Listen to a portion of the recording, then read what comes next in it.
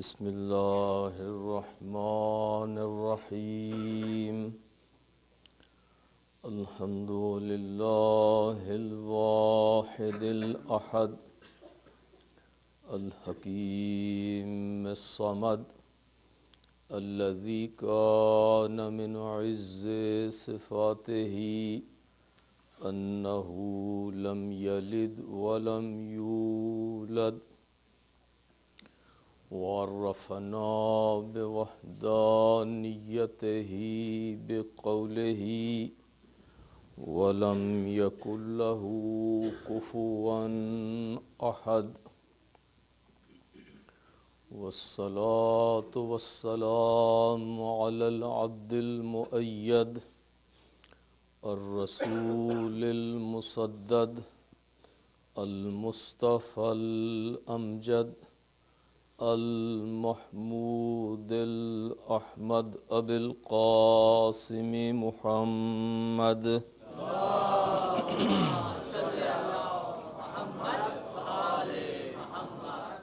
وعلى أهل بيته الطيبين الطاهرين الذين أذهب الله عنهم الرجس وطهرهم تطهيرا اللهم صل على محمد وآل محمد ولعنة الله على أعدائهم أجمعين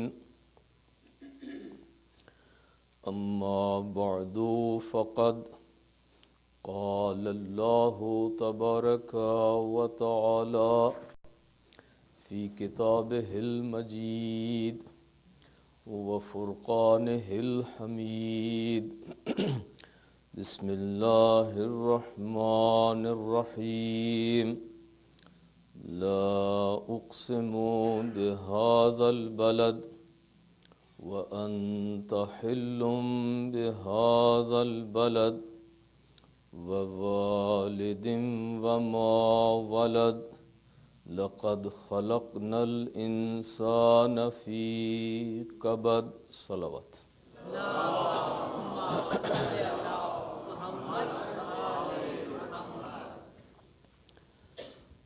سامعین گرامی قدر، بانیان مجلس اور سپانسرز کی طرف سے درخواست ہے کہ مرحوم و مغفور مبین فاطمہ جعفری ڈاٹر آف حامد جعفری اور حامد جعفری سن آف مرتضی حسن جعفری اور اپنے سب مرحومین کے ایصال ثواب کے لیے ایک سورہ مبارکہ فاتحہ تلاوت فرما لیں مسبوقتاً بالصلوات۔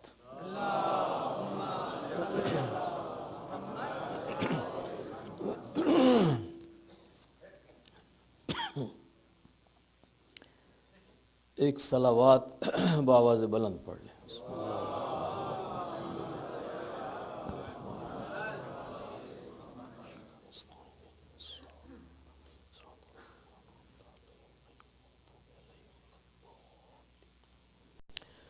عزیزان گرامی،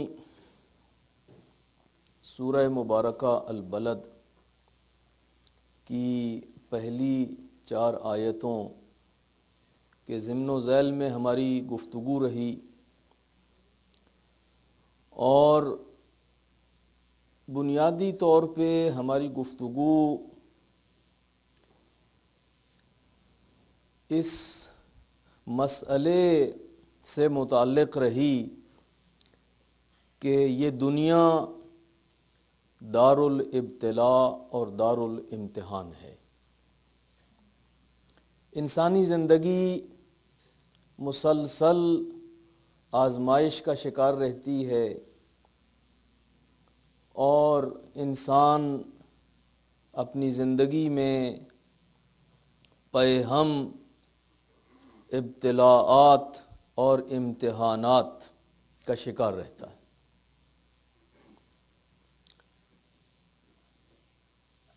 ہم کسی عام انسان کی زندگی کو دیکھیں یا کسی خاص انسان کی زندگی کو، بنیادی طور پہ دونوں امتحان کو فیس کر رہے ہوتے ہیں۔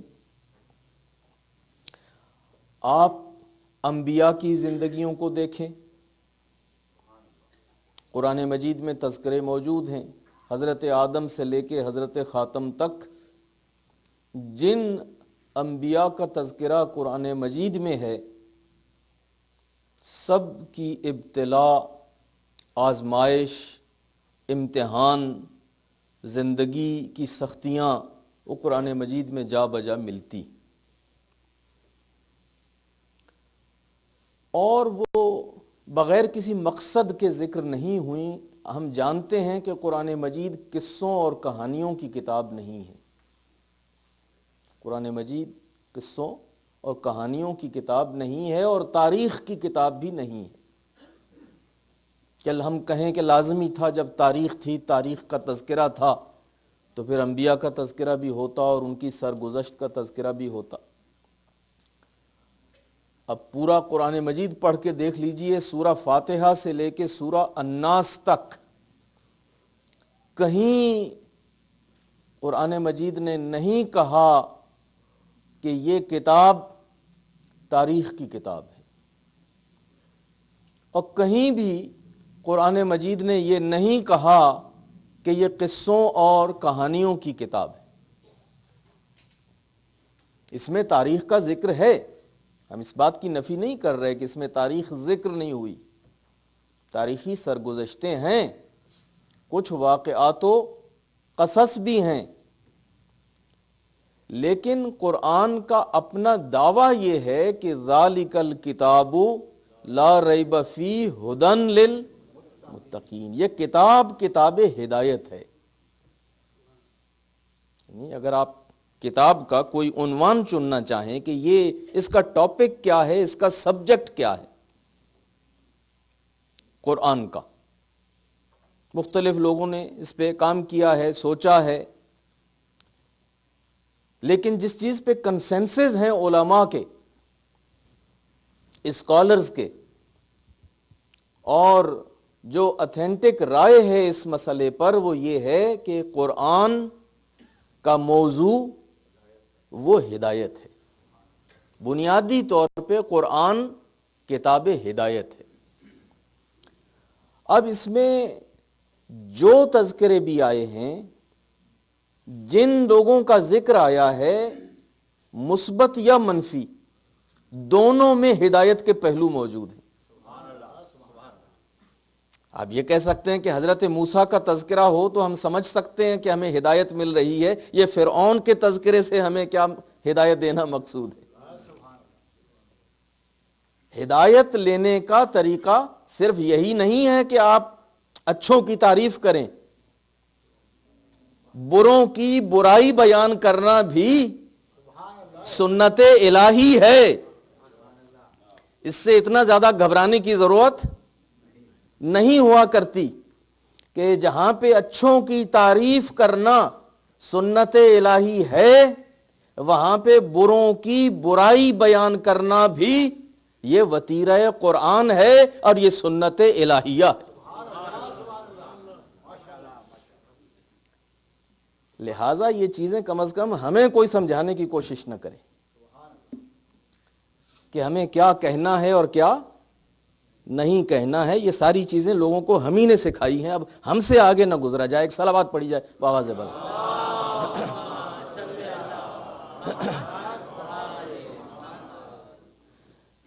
تو جہاں پہ آدم کا تذکرہ ہے، جہاں پہ نوح کا تذکرہ ہے، جہاں پہ ابراہیم کا تذکرہ ہے، جہاں پہ یعقوب و یوسف و سلیمان و داؤد اور موسیٰ و عیسیٰ کا تذکرہ ہے، وہاں پہ ان نابکاروں کا ذکر، اور ان سے سب سے بڑھ کے ذکر قرآن مجید میں شیطان کا تذکرہ شروع ہی سے، جہاں سے داستان آدم شروع ہوتی ہے، ساتھ ساتھ داستان شیطان چلتی۔ آدم کا تذکرہ اور شیطان کا تذکرہ یوں ساتھ ساتھ چل رہا ہے. اللہ میاں تو کم از کم صرف آدم کی بات کر, یہ شیطان کا تذکرہ کیوں کر رہا؟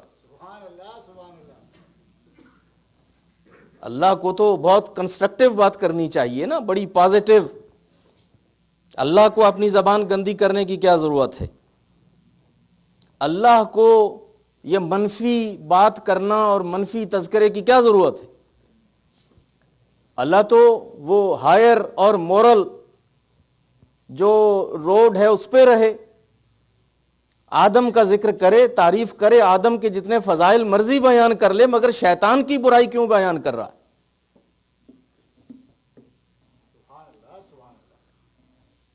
بات سمجھ میں آ رہی ہے؟ اللہ سے آپ یہ کیوں نہیں کہتے کہ اللہ میاں آدم کی جتنی تعریف کرنی ہے کر لے, آدم کی تعریف کر مگر شیطان کی برائی نہ کر. اللہ میاں ابراہیم کی جتنی تعریف کرنی ہے کر لے, مگر نمرود کا اب اس کی قبر جو ہے وہ اس کے مردے کو اکھاڑنے کی کیا ضرورت ہے؟ ابراہیم کے فضائل پڑھ لو جتنے پڑھنے, مگر نمرود کا ذکر کرنے کی کوئی ضرورت نہیں ہونی چاہیے. اور اللہ میاں یہ تو موسیٰ کا تذکرہ جب کرتا ہے تو ساتھ ساتھ یہ فرعون نابکار کا تذکرہ کیوں کرتا ہے؟ تو عزیزان گرامی, اللہ جو ہے وہ خالق فطرت انسان ہے, وہ انسان کی ساری ضرورتوں کو سمجھتا ہے, وہ ہمیں رول ماڈلز اچھے اور برے دونوں ہمارے سامنے پیش کر رہا ہے, اور دونوں کے اسوے میں یعنی اچھوں کی اچھائی اور بروں کی برائی دونوں کے اندر ہدایت کا پہلو موجود ہے. وہ کسی مشہور دانش مند کا یہ قول ہے کہ اس سے کسی نے پوچھا تھا کہ تو نے عقل اور ادب کہاں سے سیکھا؟ تو اس نے کہا کہ جاہلوں اور بے عقلوں سے. جاہلوں اور بے عقلوں اور بے ادبوں سے میں نے عقل اور ادب کو سیکھا. تو کہا یہ عجیب بات ہے, جو خود جاہل ہیں, جو خود بے ادب ہیں, جو خود بے عقل ہیں, ان سے تو نے عقل اور ادب سیکھا؟ کہا ہاں, جو وہ کرتے گئے میں نوٹ کرتا گیا کہ یہ چیزیں مجھے نہیں کرنی.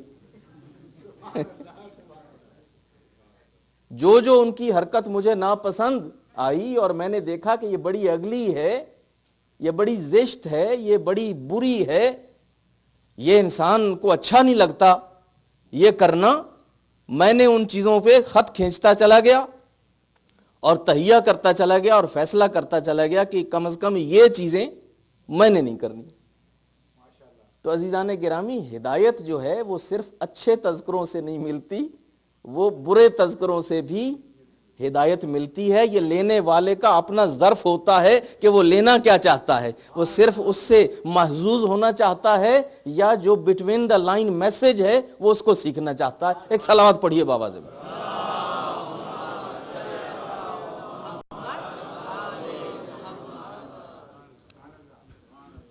تو قرآن مجید میں یہ تذکرے سارے موجود ہیں, اور اس میں ہم دیکھتے ہیں کہ جس نبی کا تذکرہ ہے اس میں امتحان ہے, اور جب انبیاء کے امتحانات ہوئے ہیں اور جب اولیاء کے امتحانات ہوئے ہیں تو پھر عام آدمی بیچارہ جو ہے اسے تو کوئی استثناء حاصل نہیں ہے نا. وہ آج کل ایک بڑی بحث تھی چند ہفتے چند مہینے پہلے پاکستان میں چلی ہوئی کہ وہ ڈپلومیٹک کیا ہوتی ہے امیونٹی, کہ آپ کو استثناء حاصل ہے یا نہیں حاصل ہے. تو اگر کوئی استثناء حاصل ہوتا امتحان سے تو وہ تو انبیاء اور اولیاء کو ہوتا نا, اور اگر ان کو استثناء حاصل نہیں ہے تو پھر کوئی عام آدمی اسے استثناء کیسے حاصل ہوگا؟ تو کسی کو بھی کوئی استثناء حاصل نہیں ہے, ہر کوئی آزمایا جا رہا ہے اور ہر کوئی امتحان سے گزر رہا ہے. اب مین چیز یہ ہے کہ انسان نے اس امتحان سے پاس ہونا ہے. اور جس طرح اس دنیا میں خالی ہاتھ آیا تھا اسی طرح سے خالی ہاتھ واپس نہیں جانا. انسان اس دنیا میں یہ صحیح ہے کہ کمانے کے لیے آیا ہے، لیکن سوال یہ ہے کہ کیا کمانے کے لیے آیا ہے. ہم آئے ہیں اس دنیا میں محنت کرنے کے لیے، کام کرنے کے لیے، کمانے کے لیے، لیکن کیا کمانے کے لیے؟ یہ خود ایک سوال ہے جس میں بہت ساری کنفیوژن یہیں پہ ہے. اس دنیا کا رزق کمانے کی اسلام میں نہ صرف یہ ہے کہ ممانعت نہیں ہے، بلکہ بہت زیادہ تاکید کی گئی ہے کہ دیکھو عزت اور آنر کے ساتھ اس دنیا میں رہنا، کماؤ، کھاؤ، عزت و آبرو کی زندگی بسر کرو، اپنی فیملی کو بھی عزت دو، احترام دو، ماں باپ کی خدمت کرو، اپنے ایکسٹینڈڈ فیملی کا خیال کرو، صلۃ الرحم کرو، پھر اس کے بعد اپنے محلے والوں کا، اپنے شہر والوں کا، کمیونٹی ایٹ لارج کا دینے والا ہاتھ بنو. الید العلیٰ خیر من الید السفلی، وہ دینے والا ہاتھ اچھا ہے لینے والے ہاتھ کی نسبت. تو کوئی یہ نہ کہے کہ اسلام میں رزق کمانے کو اچھی نگاہ سے نہیں دیکھا جاتا، اسلام پرو فقر و فاقہ ہے. نہیں، اسلام پرو فقر و فاقہ نہیں ہے. اسلام تو انکریج کرتا ہے کہ لوگ اچھی فائنانشل کنڈیشنز میں ہوں. اسلام کہتا ہے کہ اگر تم اسٹیبلش نہیں ہوگے، تم اچھی کنڈیشنز میں نہیں ہوگے تو کسی اور کے کیا کام آؤ گے؟ کسی غریب، فقیر، مسکین، یتیم، بیوہ، مریض، معلول، معذور، کتنے لوگ ہیں آپ کے آس پاس کہ جن کو بہرحال آپ نے پالنا ہے، آپ نے ہیلپ کرنا ہے ان کو. تو اسلام میں رزق حلال کمانا سب سے بڑی عبادت قرار دیا گیا ہے. حدیث ہے پیغمبر کی کہ 10 حصے ہیں عبادت کے اور 9 حصے جو ہیں وہ رزق حلال کمانا ہے. اسلام نکھٹوؤں کی کمیونٹی نہیں بنانا چاہتا. اسلام جو ہے پروگریسو دین ہے. اسلام ترقی دیکھنا چاہتا ہے، پیش رفت دیکھنا چاہتا ہے، دنیا کو آباد دیکھنا چاہتا ہے اور لوگوں کو، سب کو اچھی کنڈیشن میں دیکھنا چاہتا. اس میں تو کوئی بحث ہے ہی نہیں. لیکن عزیزان گرامی، یہ ایکٹیویٹی جو ہے اسلام کی نظر میں یہ بڑی چھوٹی سی ایکٹیویٹی ہے، یہ ایک مارجنل ایکٹیویٹی ہے. اصل کام انسان کا یہ ہے کہ اس دنیا میں آیا ہے تو وہ کمائی کرے کہ جو in addition to maintaining his honour and dignity in this life, جو اس کی اس دنیا میں کام آئے اور وہاں پہ بھرے ہاتھوں جائے، اور ہر روز جیسے کماتا ہے اس زندگی کے لیے، ہر روز کمائی کرے اس زندگی کے لیے بھی. وہ اکاؤنٹ اس کا جو ہے میجر اکاؤنٹ وہ ہے. چونکہ یہاں تو یہ چند روزہ، چند سالہ زندگی، بہت جی لیا تو 100 سال جی لیں گے، اس سے زیادہ تو کوئی جینے کی امید نہیں ہے کسی کو. لیکن 100 سال کے بعد بالآخر یہاں سے چل دینا ہے، چلے جانا ہے. لیکن پھر جہاں جانا ہے وہاں پہ تو ایک دن 50,000 سال کا ہے. ایک دن 50,000 سال کا. یہ تو قرآن مجید کے الفاظ ہیں، یہ کوئی الف لیلہ نہیں پڑھ رہا آپ کے سامنے، قرآن مجید کے الفاظ ہیں. اور پھر قرآن کہتا ہے وَهُمْ فِيهَا خَالِدُونَ. وَهُمْ فِيهَا خَالِدُونَ. جو قرآن پڑھتا ہے وہ اس لفظ سے بہت اچھی طرح آشنا ہے. وَهُمْ فِيهَا خَالِدُونَ، وہ اس میں ہمیشہ ہمیشہ رہیں گے. یعنی وہ زندگی اینڈ میں آنے والی نہیں، ختم ہی نہیں ہونے والی. وَهُمْ فِيهَا خَالِدُونَ. وہاں پہ ہمیشہ رہنا ہے. ہزاروں نہیں، لاکھوں نہیں، کروڑوں نہیں، اربوں نہیں، کھربوں، اور پتہ نہیں اس سے آگے جہاں تک آپ کی گنتی جاتی. تو اندازہ فرمائیے کہ ضرورتیں یہاں کی زیادہ ہیں یا ضرورتیں وہاں کی زیادہ ہیں. اگر آپ کے پاس چوائس ہو، 2 اکاؤنٹ ہوں، اس میں بھی انویسٹ کرنا ہے، اس میں بھی انویسٹ کرنا ہے، اور پتہ ہو کہ یہ اکاؤنٹ جو ہے اس سے صرف مجھے اتنا کچھ نکالنا ہے، 100 سال کے لیے نکالنا ہے، اور اس سے مجھے ملینز آف ایئرز کے لیے نکالنا ہے، تو ذرا بتائیے کہ کون سے اکاؤنٹ میں آپ کتنا ڈالیں گے، کتنا اس اکاؤنٹ میں ڈالیں گے اور کتنا اس اکاؤنٹ میں ڈالیں گے. یہ تو کامن سینس کی بات ہے نا. جب قرآن لوگوں کو جاہل کہتا ہے، جب قرآن لوگوں کو جھنجھوڑتا ہے، جب قرآن کی لینگویج بڑی ہارش ہو جاتی ہے ان انسانوں کے بارے میں کہ جو دیکھنے میں تو انسان ہیں لیکن قرآن ان کو جانور کہتا ہے اور جانوروں سے بدتر کہتا ہے، تو وہ بنیادی طور پہ اسی بنیاد پہ کہتا ہے کہ یہ سامنے کی چیزیں بھی جو نہیں سمجھ سکتا اور دیکھ سکتا، وہ اپنے آپ کو انسان کیسے کہتا ہے. یہ تو سامنے کی چیز کہ اس اکاؤنٹ میں سے تم نے مینٹین کرنا ہے اپنے آپ کو صرف 100 سال کے لیے، اور اس اکاؤنٹ سے تم نے مینٹین کرنا ہے اپنے آپ کو فار ایور، اور ڈپازٹ تمہارا سارا اسی اکاؤنٹ میں جاتا ہے. اور آج بھی بہت سارے لوگوں کو تکلیف ہو گئی ہوگی کہ یہ ڈاکٹر مہدی خاوری صاحب نے کھڑے ہو کے یہ کیا ہمارے 10 منٹ لے لیے، ہم نے تو پچھلے سال چیک دیا تھا، بلکہ نہیں، ہم نے تو سارا اکٹھا ہی دے دیا تھا تقریباً 5-6 سال پہلے. تو یہ بار بار کیوں مانگا جا رہا ہے، یہ روزانہ کیوں یاد کروایا جاتا ہے، یہ کتنی دفعہ مانگیں گے، یہ کتنی دفعہ دیں گے. آپ اللہ سے نیا لینا چھوڑ دیں، ہم آپ سے نیا مانگنا چھوڑ دیں گے. ڈیل کر لیتے ہیں. آپ اللہ سے کل سے لینا چھوڑ دیں کہ اللہ میاں بس بہت، اب ہم سیلف سفیشینٹ ہو گئے ہیں، اب تیرے رزق کی، تیری نعمت کی، تیری مدد کی ہمیں کوئی ضرورت نہیں، تو نے ہمیں اتنا دیا، اتنا دیا، اتنا دیا، ہر روز دیا، ماں کے پیٹ میں تھے تو وہاں سے دینا شروع کیا، پیدا ہوئے ہیں تو ہمیں دیا ہے، بچپن میں دیا، جوانی میں دیا، اب تک کے دیا، اور اب تک کے دیے چلا جا رہا، اور ہر روز دیتا ہے، ہر لمحے دیتا ہے. تو وہ جو ہے اللہ میاں سے تو ہر روز مانگنا ہے اور ہر لمحے مانگنا ہے، لیکن جب اللہ کو دینے کی باری آتی ہے تو کہتے ہیں جی وہ پچھلے سال تو دیا تھا، اس سے پچھلے سال تو دیا تھا، اور کب تک دیں گے.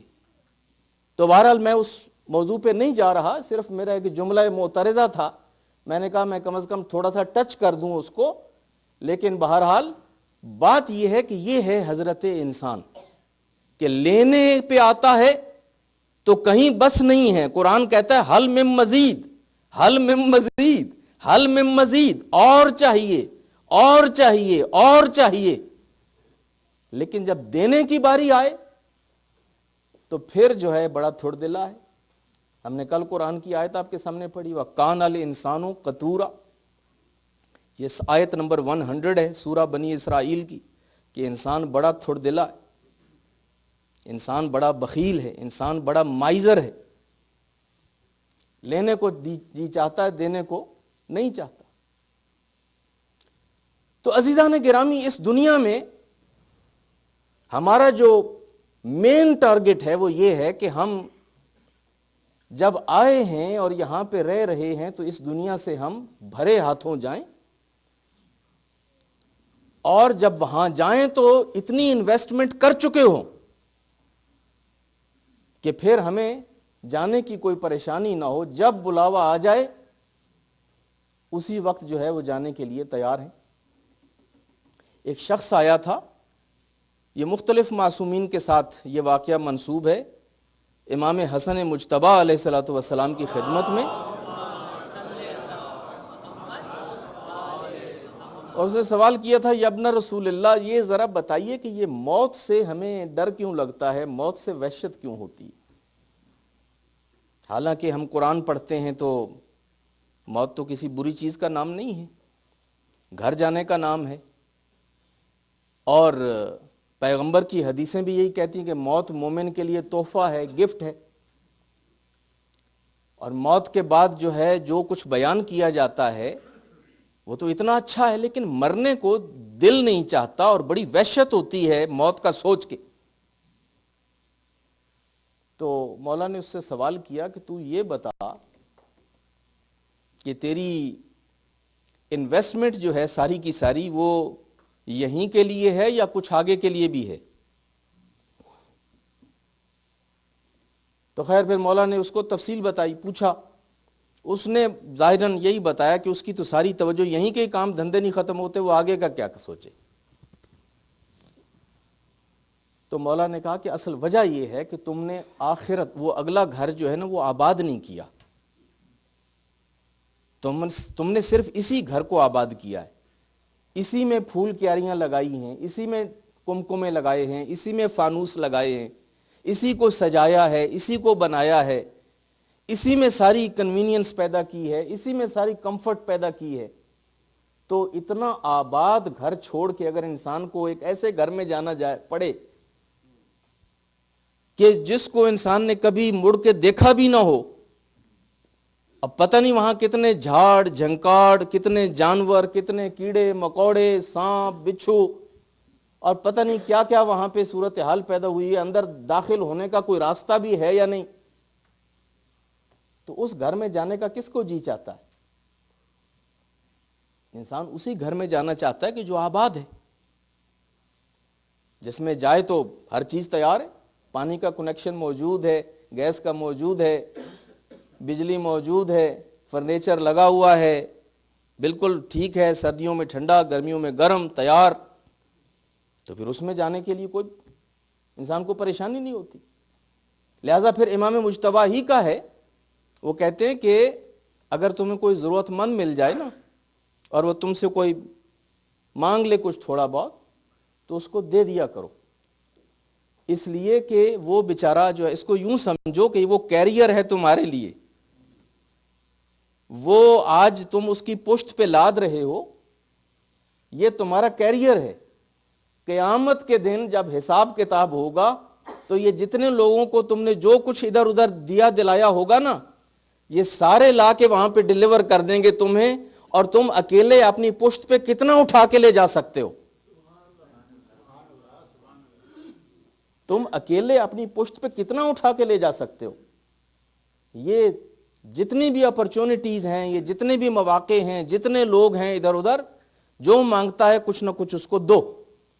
یہ سوچ کے دو کہ یہ اس کو یہاں دے رہا ہوں امانتاً، یہ وہاں پہ مجھے مل جائے گا، ڈیلیور ہو جائے گا مجھے. تو بہرحال عزیزان گرامی، میں بات ذرا لمبی ہو گئی، لیکن کہنا یہ چاہتا تھا کہ ایک مومن کی زندگی بڑی فوکسڈ زندگی ہے. مومن اپنا فوکس لوز نہیں کرتا، مومن کی زندگی فوکسڈ ہے، اور وہ یہ سوچ کے جیتا ہے کہ میں آخر ایک دن مجھے مرنا ہے اور مجھے چل کے جواب دینا ہے، اور مجھے چل کے پھر وہاں پہ وہم فیہا خالدون رہنا ہے. تو وہ اپنے لیے نیکیاں کماتا ہے، اپنی انویسٹمنٹس کرتا ہے، جتنا یہاں کا سوچتا ہے اس سے بہت زیادہ وہاں کا سوچتا ہے. اور یہ تو حدیث ہے، اور یہ اہل بیت کا امتیاز ہے. اہل بیت کی بڑی مشہور حدیث ہے کہ فرمایا کہ جو شخص اس دنیا کی خاطر اس کو بھلا دے یا اس کی خاطر اس کو بھلا دے، وہ سب کچھ ہو سکتا ہے مگر اہل بیت کے ماننے والا نہیں ہو سکتا. من ترک دنیا ہو لآخرتے ہی او ترک آخرتہ لے دنیا ہو فہو لیس منا. جو شخص اس دنیا کو ابینڈن کر دے اس دنیا کی خاطر، یا اس دنیا کو ابینڈن کر دے اس دنیا کی خاطر، لیس منا، اس کا ہم اہل بیت محمد سے کوئی تعلق نہیں ہے. اہل بیت کا ماننے والا دو گھروں میں رہتا ہے، دو گھروں میں رہتا ہے، دو دنیاؤں میں رہتا ہے. دو اکاؤنٹس رکھتا ہے اور دونوں کے لیے ایکولی ارن کرتا ہے، دونوں کے لیے کام کرتا ہے اور دونوں کو مینٹین کرتا ہے. تو یہ چیز اب ذہن میں ہو تو اب سوچئے کہ ہمیں کامیابی حاصل کرنی ہے، اس دنیا سے کامیاب جانا ہے، بھرے ہاتھ جانا ہے، اور اس انداز سے جانا ہے کہ جو سورہ فجر کی وہ آخری آیتیں کہتی ہیں، یا ایتھا النفس المطمئنہ ارجعی الی ربک راضیۃ مرضیہ فادخلی فی عبادی وادخلی جنتی. اے نفس مطمئنہ، تو نے بڑی جان مار لی، تو نے بڑی محنت کر لی، تو نے بہت کام کر لیا اس دنیا میں رہتے ہوئے، اب وقت آ گیا ہے کہ تو اپنے رب اور اپنے پروردگار کی طرف پلٹ کے آ جا. یا ایتھا النفس المطمئنہ ارجعی الی ربک راضیۃ مرضیہ، اس حال میں کہ تیرا رب تجھ سے راضی اور تو اپنے رب سے راضی. تو اپنے رب سے راضی اور تیرا رب تجھ سے راضی. اور جب واپس پلٹ کے آ تو فادخلی فی، میری جنت میں داخل ہو اور میرے بندوں میں داخل ہو جاؤ. یہ ہے زندگی کا اینڈ عزیزان گرامی، جس کے لیے ہمیں ساری زندگی فوکسڈ رہنے کی ضرورت ہے کہ اس امتحان میں، اس دنیا کے امتحان میں ہمارا عزیزان گرامی قدم قدم پہ امتحان ہوتا ہے، ہر روز امتحان ہوتا ہے.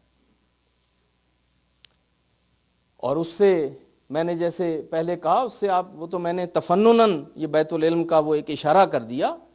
ہم تو کہتے ہیں بیت العلم سب سے آخر میں ہے، سب سے پہلے تو آپ اپنا اور اپنی فیملی، آپ اپنی ایکسٹینڈڈ فیملی، آپ کے اپنے جو کمٹمنٹس ہیں آپ ان کو پہلے اہمیت دیں. اس لیے کہ جو اپنا نہیں ہے، جو اپنے گھر والوں کا نہیں ہے، وہ پھر قوم کمیونٹی کا کیا ہوگا. فارسی میں کہتے ہیں کہ خیرات جو ہے نا گھر سے شروع ہوتی، اور وہ ان کا کوئی محاورہ ہے کہ جو دیا گھر میں جلایا جا سکتا ہو اور اس کی گھر میں ضرورت ہو، مسجد میں اس کا جلانا حرام ہے. چراغی کے بمسجد چیے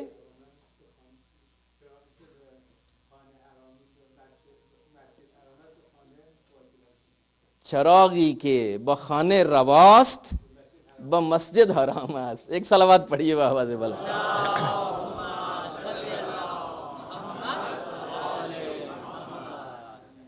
وہاں دروازے کے پاس جو ہے نا تھوڑا سا وہ راستہ بند ہو گیا ہے، اشارہ کیا جا رہا ہے کہ یا تو آپ یوں آ جائیں اس طرف تھوڑا سا، یا تھوڑا سا آگے بڑھائیں. ابھی مزید لوگ آ رہے ہیں. ایک صلوات پڑھیے بابا سے بلا.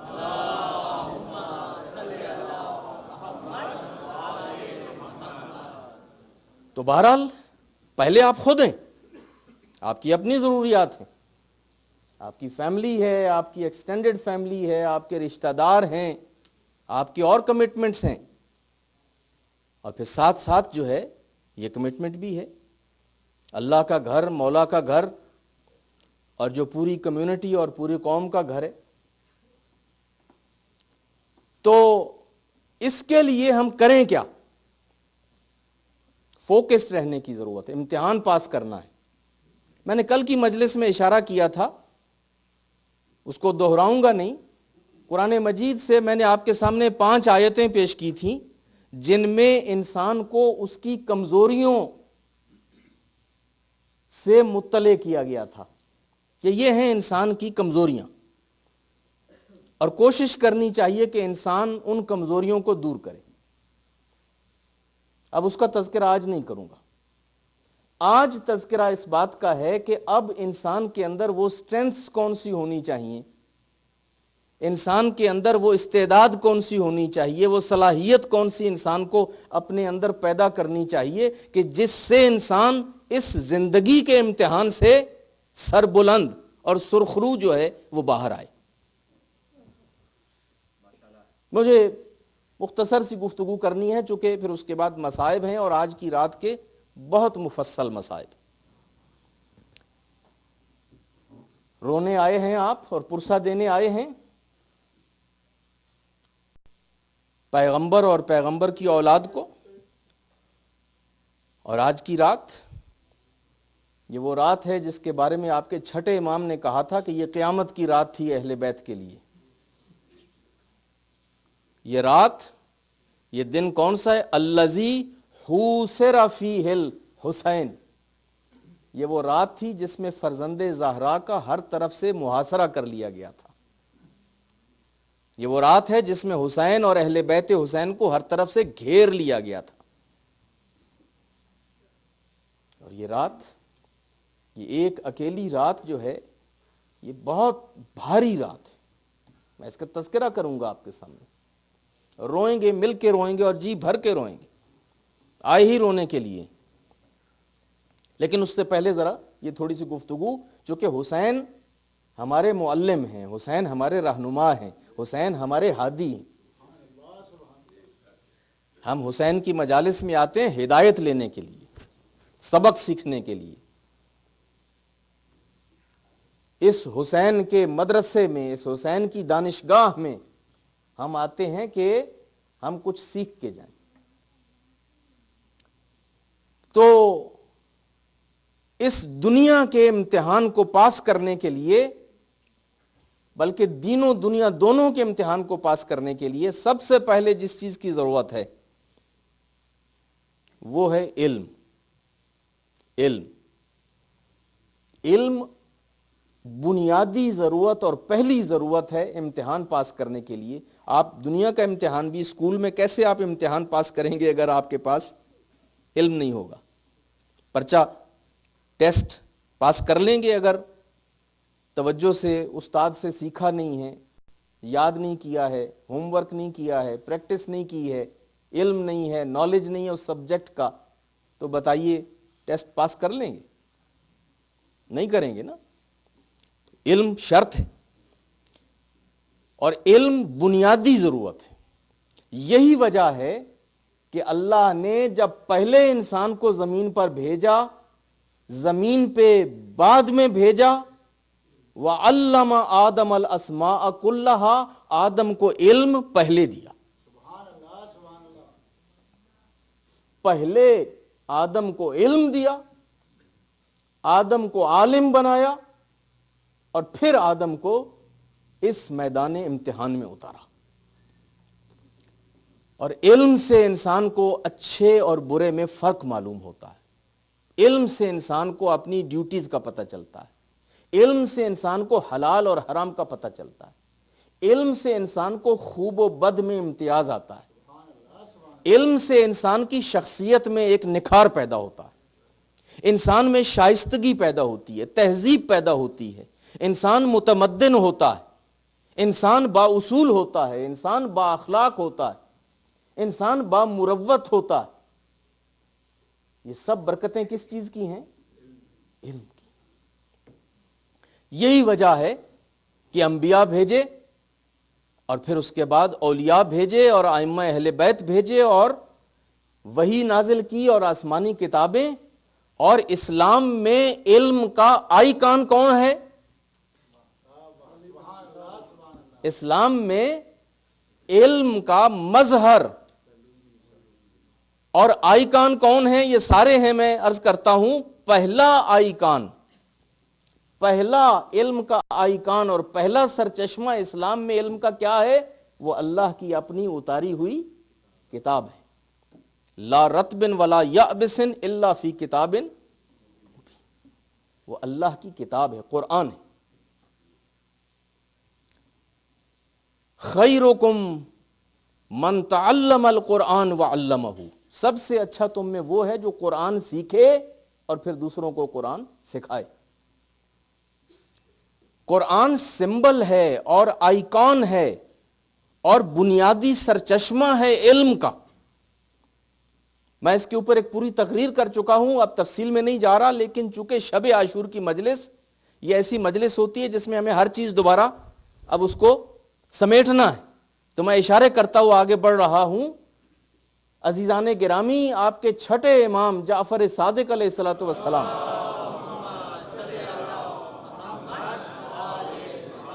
کا یہ فرمان ہے کہ یہ قرآن تمہارا اور تمہارے رب کا کانٹریکٹ ہے. یہ تمہارا اور تمہارے رب کا کانٹریکٹ ہے، معاہدہ ہے. یہ تمہارا اور تمہارے خدا کا کیا ہے؟ عہد، یعنی کانٹریکٹ. اور وہ کتنا جاہل انسان اور غیر لاابالی اور غیر ذمہ دار انسان ہوگا کہ وہ اتنی بڑی اتھارٹی کے ساتھ کانٹریکٹ کر کے پھر اس کو بند کر کے لفافے میں جیب میں رکھے اور اس کو کبھی اپنے کانٹریکٹ کو کھول کے دیکھے ہی نہیں کہ اس کانٹریکٹ میں لکھا ہوا کیا ہے. انسان کو اپنا کانٹریکٹ تو معلوم ہونا چاہیے کہ بھائی یہ کانٹریکٹ کیا ہے، چونکہ مجھے اسی کانٹریکٹ پہ جج کیا جائے گا. تو ہمارا کانٹریکٹ جو ہے قرآن ہے خدا کے ساتھ. اور یہ بیان کرنے کے بعد امام صادق فرماتے ہیں کہ ایک مومن کو کم از کم ہر روز 50 آیت قرآن کی ہر صورت میں پڑھنا چاہیے. 50 آیت ہر روز قرآن کی پڑھو تاکہ تمہارا کانٹریکٹ تمہارے سامنے رہے، تمہیں معلوم ہو کہ تمہارا کانٹریکٹ کیا ہے. آپ کو معلوم ہے جو قرآن مجید کے جو 30 پارے کیے گئے ہیں اس کی مصلحت کیا ہے؟ یہ 30 پارے ہیں نا قرآن کے. پارا کیسے کہتے ہیں؟ اولاً تو فارسی کا لفظ ہے نا پارا، اور پارا کہتے ہیں ٹکڑے کو. پارا پارا کر دیا یعنی ٹکڑے ٹکڑے کر دیا، یا فلانا میرے جگر کا پارا ہے. نبی نے فرمایا فاطمہ میرے جگر کا پارا ہے. پارا یعنی ٹکڑا. قرآن کے کتنے ٹکڑے کیے گئے؟ 30. کیوں 30 ٹکڑے کیے گئے؟ مصلحت کیا تھی؟ فلسفی کیا تھی؟ کہ مہینے کے کتنے دن ہوتے ہیں؟ 30. رفلی 29 اور 31 کو ہٹا کے آپ ایوریج 30 کر لیں. تو آئیڈیا کیا تھا کہ ہر روز ایک پارا قرآن مجید کا پڑھا جائے تاکہ مہینے کے مہینے قرآن مجید پورے کا پورا پڑھ ڈالا جائے. اور میری اس بات کو یہ کسی کے ذہن پہ گرا نہ گزرے کہ مولانا شب عاشور کیا قصہ لے کے بیٹھ گئے. آپ بعد میں مصائب میں سنیں گے آج کی رات آپ کے مولا نے جو مانگی تھی نا، اس میں مولا کے صاف الفاظ موجود ہیں کہ آج کی رات ایک زندگی کی آخری رات کہ جس میں حسین جی بھر کے قرآن کی تلاوت کر لے. اللہ جانتا ہے کہ حسین کو تلاوت قرآن سے کتنا شغف ہے اور حسین کتنا لطف لیتے ہیں تلاوت قرآن کر کے. چند دن بہت پریشانی کے گزرے ہیں، چند دن بہت زیادہ پریشان اور مصروف گزرے ہیں، لیکن حسین چاہتے ہیں کہ زندگی کی آخری رات حسین جی بھر کے تلاوت قرآن کرنا چاہتے ہیں. یہ آپ اپنی مقتل کی کتابیں اٹھا کے دیکھیے، تاریخ کی کتابیں اٹھا کے دیکھیے کہ جو 2-3 ریزنز مولا نے بیان کی تھیں کہ عباس جاؤ ان سے ذرا ایک رات کی مہلت مانگو. کیوں مہلت مانگو؟ کہ جو 2-3 ریزنز دی تھی ان میں ایک یہ تھی کہ میں آج رات جی بھر کے قرآن پڑھنا چاہتا ہوں. شب عاشور، قیامت کی رات. حسین کو پتا ہے کل کیا ہونے چلا، لیکن حسین آج کی رات بھی قرآن پڑھنا چاہتے ہیں. تو عزیزان گرامی، یہ ہے قرآن کی عظمت، یہ ہے قرآن کی اہمیت. فلسفہ یہ تھا، خواہش یہ تھی، مقصد یہ تھا کہ کم از کم ہر روز ایک پارا پڑھا جائے. پھر مولا فرماتے ہیں کہ مجھے معلوم ہے تم میں سے کچھ لوگ ایسے ہوں گے آج یا آئندہ کہ جو فار وٹ ایور ریزنز ہر روز ایک پارا نہیں پڑھ سکیں گے. لائف بزی ہو جائے گی، ذمہ داریاں بڑھ جاتی ہیں، اور کبھی آپ سفر میں ہیں، کبھی حضر میں ہیں، کبھی گھر پہ ہیں، کبھی باہر ہیں، کبھی سفر میں.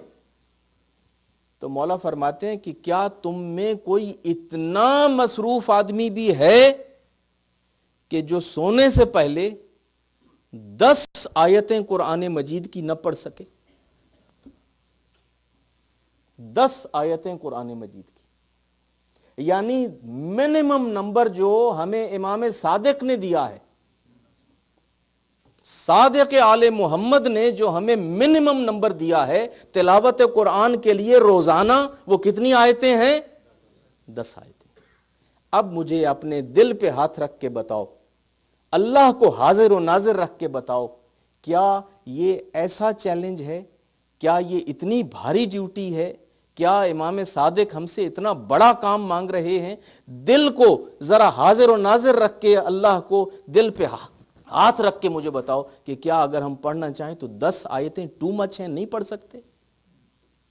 10 آیتیں۔ کون آدمی ہے یہاں پہ جو کہے کہ نہیں میں اتنا مصروف ہوں کہ میں 10 آیتیں دن بھر میں 24 گھنٹے میں میرے پاس وقت نہیں ہے کہ میں 10 آیتیں پڑھ سکوں؟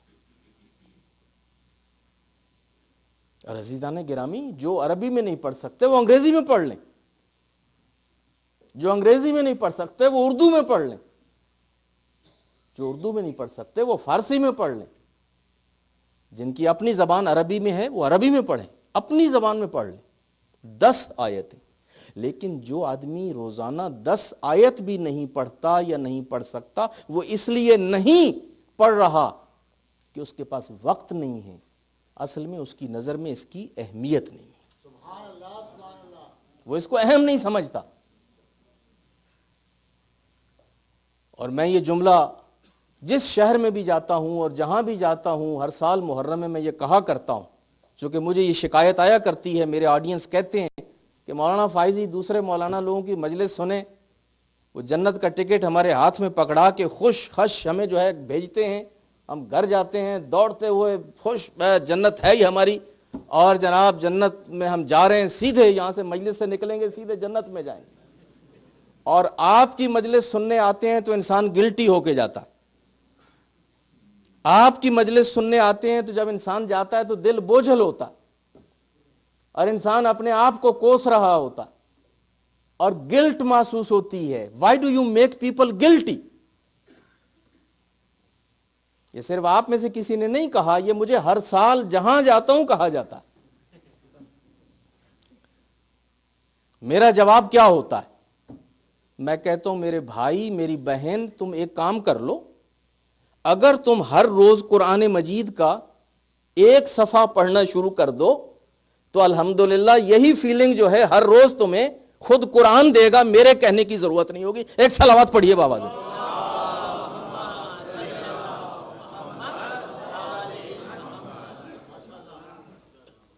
یہی فیلنگز جو تمہیں میری مجلس سن کے ہوتی ہیں نا، اس سے زیادہ تمہارے اندر انشاءاللہ پیدا ہوں گی، بشرطے کہ تم ترجمے کے ساتھ ہر روز قرآن کا 1 صفحہ پڑھنا شروع کر دو۔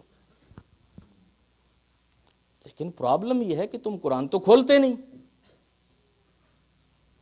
اور جب قرآن ہی نہیں کھولتے تو پھر نہج البلاغہ کون پڑھے گا؟ ورنہ مجھ سے بہت زیادہ بٹر باتیں امیر المومنین نے کہی،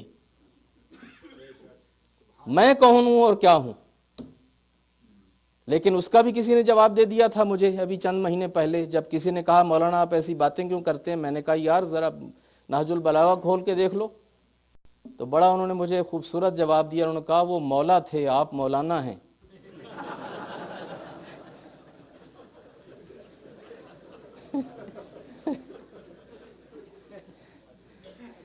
وہ تو مولا تھے، انہوں نے کر لی اور چلیں، اب ان کا تو ہم کچھ نہیں بگاڑ سکتے، وہ تو مولا ہیں، مگر آپ تو لے دے کے کیا ہیں بیچارے، ایک مسجد کے مولانا، آپ کیوں یہ باتیں کرتے ہیں؟ میں نے کہا میں اس لیے کرتا ہوں کہ میں نے امامہ اسی مولا کا رکھا ہوا، میں نے یہ ابا اسی مولا کی رکھی ہوئی ہے۔ ہاں، جس دن میں اس امامے کو اتار دوں گا اور اس ابا کو اتار دوں گا اور ممبر پہ یہاں بیٹھنا چھوڑ دوں گا، پھر مجھے کوئی حق نہیں ہے کہ وہ میں مولا کی وہ باتیں آپ کے سامنے کروں۔ تو عزیزان گرامی، یہ فیلنگز، یہ گلٹ، یہ احساس، یہ رسپانسبلٹی یہ کیوں پیدا نہیں ہوتی؟ اس لیے کہ ہم قرآن تو کھول کے نہیں دیکھتے، نہج البلاغہ پڑھتے نہیں ہیں، ائمہ کی احادیث کا مطالعہ نہیں کرتے، اور ان مولوی صاحبان کی مجلس بھی نہیں سنتے کہ جو ذرا اچھا برا بتاتے ہیں۔ ہمارے ہاں فیورٹ اسپیکرز اور علماء اور مولانا آپ جانتے ہیں وہ کون ہی؟ وہی ہوتے ہیں کہ جو جنت کے ٹکٹ بانٹتے ہیں، اور وہ آپ کو سیدھا جو ہے یہاں سے ڈائریکٹ فلائٹ، ہاں راستے میں کہیں رک رکا کے نہیں جانا، ڈائریکٹ فلائٹ ہے جنت کی۔ تو ظاہر ہے کہ مولانا فائزی کے پاس تو اتنی ہمت نہیں ہے۔ تو عزیزان گرامی، پہلی چیز علم، علم جو ہے وہ آنکھیں کھولتا ہے، علم انسان کے اندر رسپانسبلٹی پیدا کرتا ہے، علم انسان کو اچھے اور برے میں امتیاز دیتا ہے، علم انسان کی سطح فکری کو بلند کرتا ہے، علم سے انسان معال اندیش ہوتا ہے، علم سے انسان دور اندیش ہوتا ہے۔ وہ علم ہے کہ جو ہمیں سیکھنا ہے۔ اور علم جو ہے عزیزان گرامی، یہ تفریق غلط ہے، یہ دین کا علم اور یہ دنیا کا علم، علم سارے کا سارا علم ہے، یہ تفریق ٹھیک نہیں ہے، یہ سارا علم ہمیں سیکھنا ہے۔ میں یہ پریچ نہیں کرتا کبھی بھی کہ سارے آ کے مسجد میں بیٹھ جاؤ اور سارے حافظ قرآن بن جاؤ اور قاری بن جاؤ اور سارے کے سارے یہاں بیٹھ جاؤ۔ میں ایک اصطلاح استعمال کرتا ہوں، میں لوگوں کو مسجد کا کبوتر نہیں بنانا چاہتا۔ کبوتر مسجد نہ اللہ نے بنائے ہیں، نہ محمد نے بنائے ہیں، نہ علی نے بنائے ہیں، نہ جعفر صادق نے بنائے۔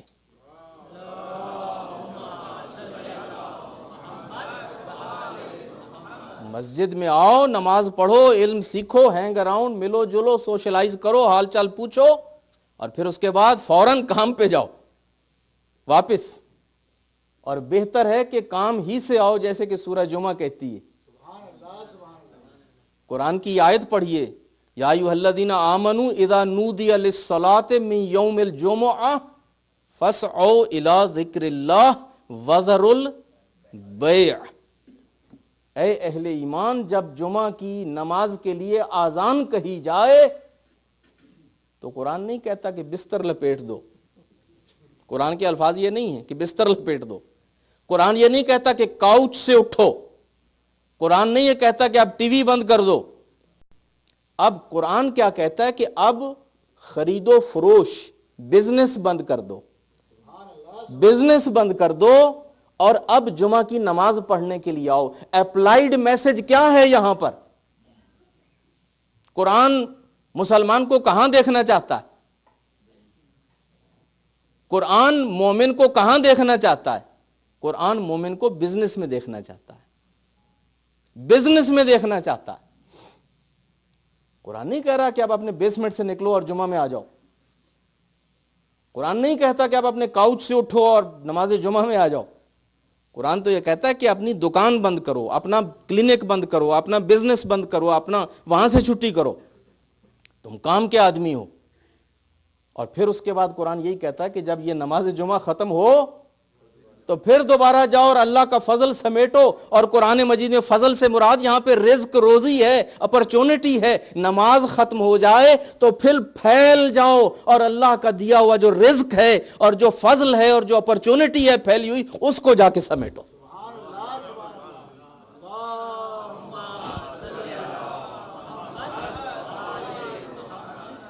فَإِذَا قُضِيَتِ الصَّلَاةُ فَانتَشِرُوا فِي الْأَرْضِ وَابْتَغُوا مِنْ فَضْلِ اللَّهِ۔ اللہ کا فضل جو ہے ہر طرف پھیلا ہوا، اس کو سمیٹو۔ تو قرآن تو یہ کہہ رہا ہے۔ لہذا علم جو ہے وہ صرف علم سے مراد صرف قرآن نہیں ہے، کچی اور پکی روٹی اور وہ دینیات کی کتابیں نہیں ہیں۔ علم سے مراد یہ بھی ہے، اور علم سے مراد بہترین تعلیم، اسکول کی، کالج کی، یونیورسٹی کی، پروفیشن کی، سائنس کی، آرٹ کی، ہر انسانی شعبے کی، وہ جو ہے وہ لازمی ہے۔ اور عزیزان گرامی، اگر ہمیں ترقی کرنی ہے، اگر ہمیں دنیا میں اپنے آپ کو ثابت کرنا ہے، اگر ابو الفضل العباس کا علم لے کے ہمیں اٹھنا ہے اور دنیا کو بتانا ہے کہ ہم کس کے ماننے والے ہیں، مدینۃ العلم کے ماننے والے، ہم باب و مدینۃ العلم سے وابستہ ہیں، ہم جعفر صادق کی کمیونٹی ہیں، تو جعفر صادق سب کے استاد تھے، علی سب کے استاد تھے، محمد سب کے استاد تھے۔ میں عام طور پہ اپنے دوسرے مسلمان بھائیوں سے کہتا ہوں کہ ہمارا تعلق استاد گھرانے سے ہے اور تمہارا تعلق شاگرد گھرانے سے ہے۔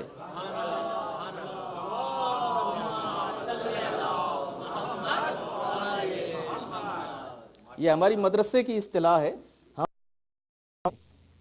پاکستان میں، ہندوستان میں، دوسرے ممالک میں چند خاندان ہیں جو استاد خاندان ہیں، یعنی جن میں بڑے بڑے علماء ہوئے ہیں اور انہی کی وہ محنت ہے کہ جس کے نتیجے میں اتنے علماء ہیں، تو ہم ان کو کہتے ہیں استاد گھرانہ۔ تو ہم کہتے ہیں کہ یہ تو اہل بیت جو ہیں یہ استاد گھرانہ ہے۔ ہم نے دامن پکڑا ہے تو محمد مصطفیٰ کا پکڑا ہے، اور پھر علی مرتضیٰ کا پکڑا ہے، اور پھر اس کے بعد باقر العلوم جعفر صادق۔ اور یہ جب ہمارا تعلق ان کے ساتھ ہے، اور پھر ہم کسی سے پیچھے ہوں، علم میں کسی سے پیچھے ہوں، پروفیشن میں کسی سے پیچھے ہوں، تو عزیزان گرامی یہ ننگ ہے ہمارے لیے۔ ہم اہل بیت کے ماننے والے ہیں، لیکن یہ کیسے ہوگا؟ اس میں ہر آدمی کو کوشش کرنا ہے، ہر پیرنٹ کو کوشش کرنا ہے، اور یہ جو کمیونٹی کے ذرا ویل ٹو ڈو لوگ ہیں، ایفلوئنٹ لوگ ہیں، جن کے پاس ریسورسز ہیں، جن کے پاس ٹیلنٹ ہے، جن کے پاس علم ہے، جن کے پاس تجربہ ہے، یہ ان کی ذمہ داری ہے کہ وہ آگے بڑھیں اور انویسٹ کریں کمیونٹی کے اندر اور کمیونٹی انسٹیٹیوشنز کے اندر، اور قوم کو علم کے راستے پہ لے کے چلیں۔ پہلی چیز علم ہے، اب میں اس سے زیادہ کچھ نہیں کہہ سکتا، لیکن علم۔ اور پھر علم کے بعد جس چیز کی ضرورت ہے عزیزان گرامی، وہ بہت ساری چیزیں تھیں، میں اب وقت کے پیش نظر اس کو سمیٹ کے ایک لفظ میں کہہ رہا ہوں۔ وہ دوسری چیز کیا ہے؟ اس کا نام کردار ہے۔ وہ کیا ہے؟ کردار ہے، پاکیزگی کردار، سیرت و کردار، کہ ہم اگر دنیا میں سے جاتے ہیں وہاں پر تو ہم وہ لوگ ہوں کہ جو صاحبان کردار ہوں، کردار ہو ہمارا، ہم با کردار لوگ ہوں، اس لیے کہ ہم اہل بیت کے ماننے والے ہیں، ہم پیغمبر کے اور پیغمبر کی آل کے ماننے والے ہیں۔ وہ کون تھے؟ وہ مکارم الاخلاق سکھانے والے تھے۔ ان کے القاب پڑھ کے دیکھیے، کوئی المرتضیٰ ہے، کوئی المجتبیٰ ہے، کوئی باقر العلوم ہے، کوئی زین العابدین و سید الساجدین ہے، کوئی کاظم ہے، کوئی رضا ہے، کوئی تقی ہے، کوئی نقی ہے، کوئی ہادی ہے، کوئی جواد ہے، کوئی ہادی ہے، اور کوئی مہدی ہے۔ آپ صرف ان کے ٹائٹلز پہ توجہ کریں۔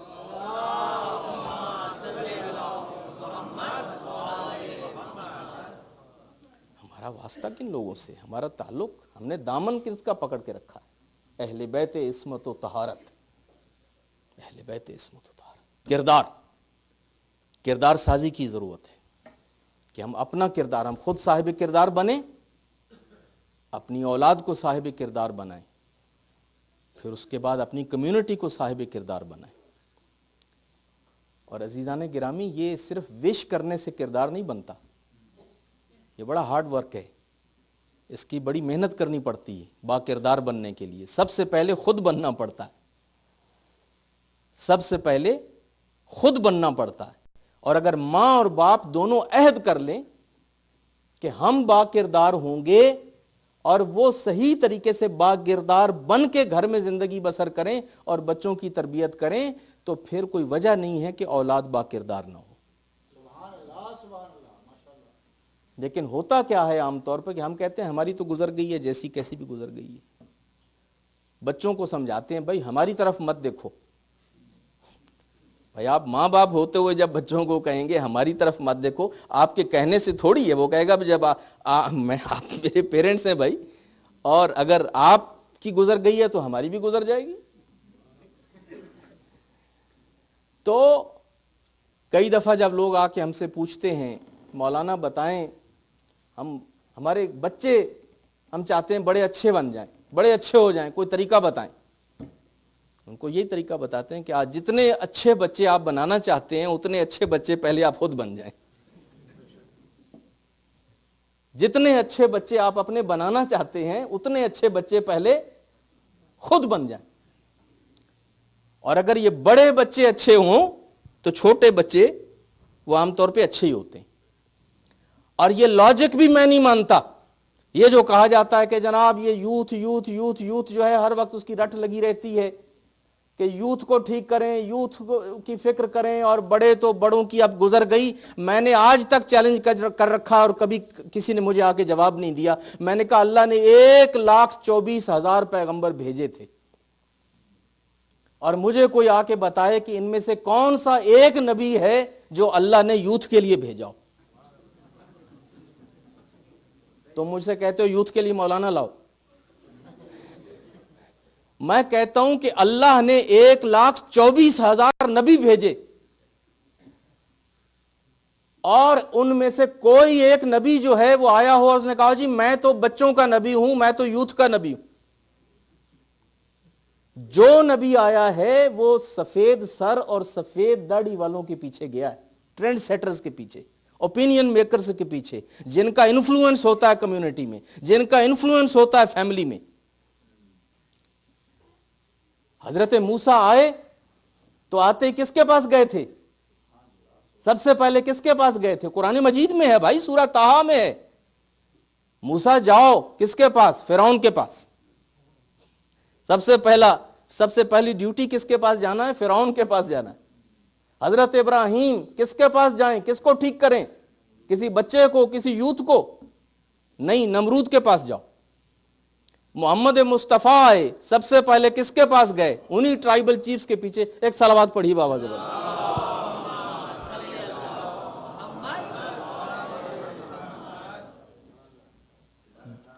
جب تک بڑے ٹھیک نہیں ہوں گے چھوٹے ٹھیک نہیں ہو سکتے. سب سے پہلے بڑوں کو اپنے آپ کو ٹھیک کرنا ہوگا.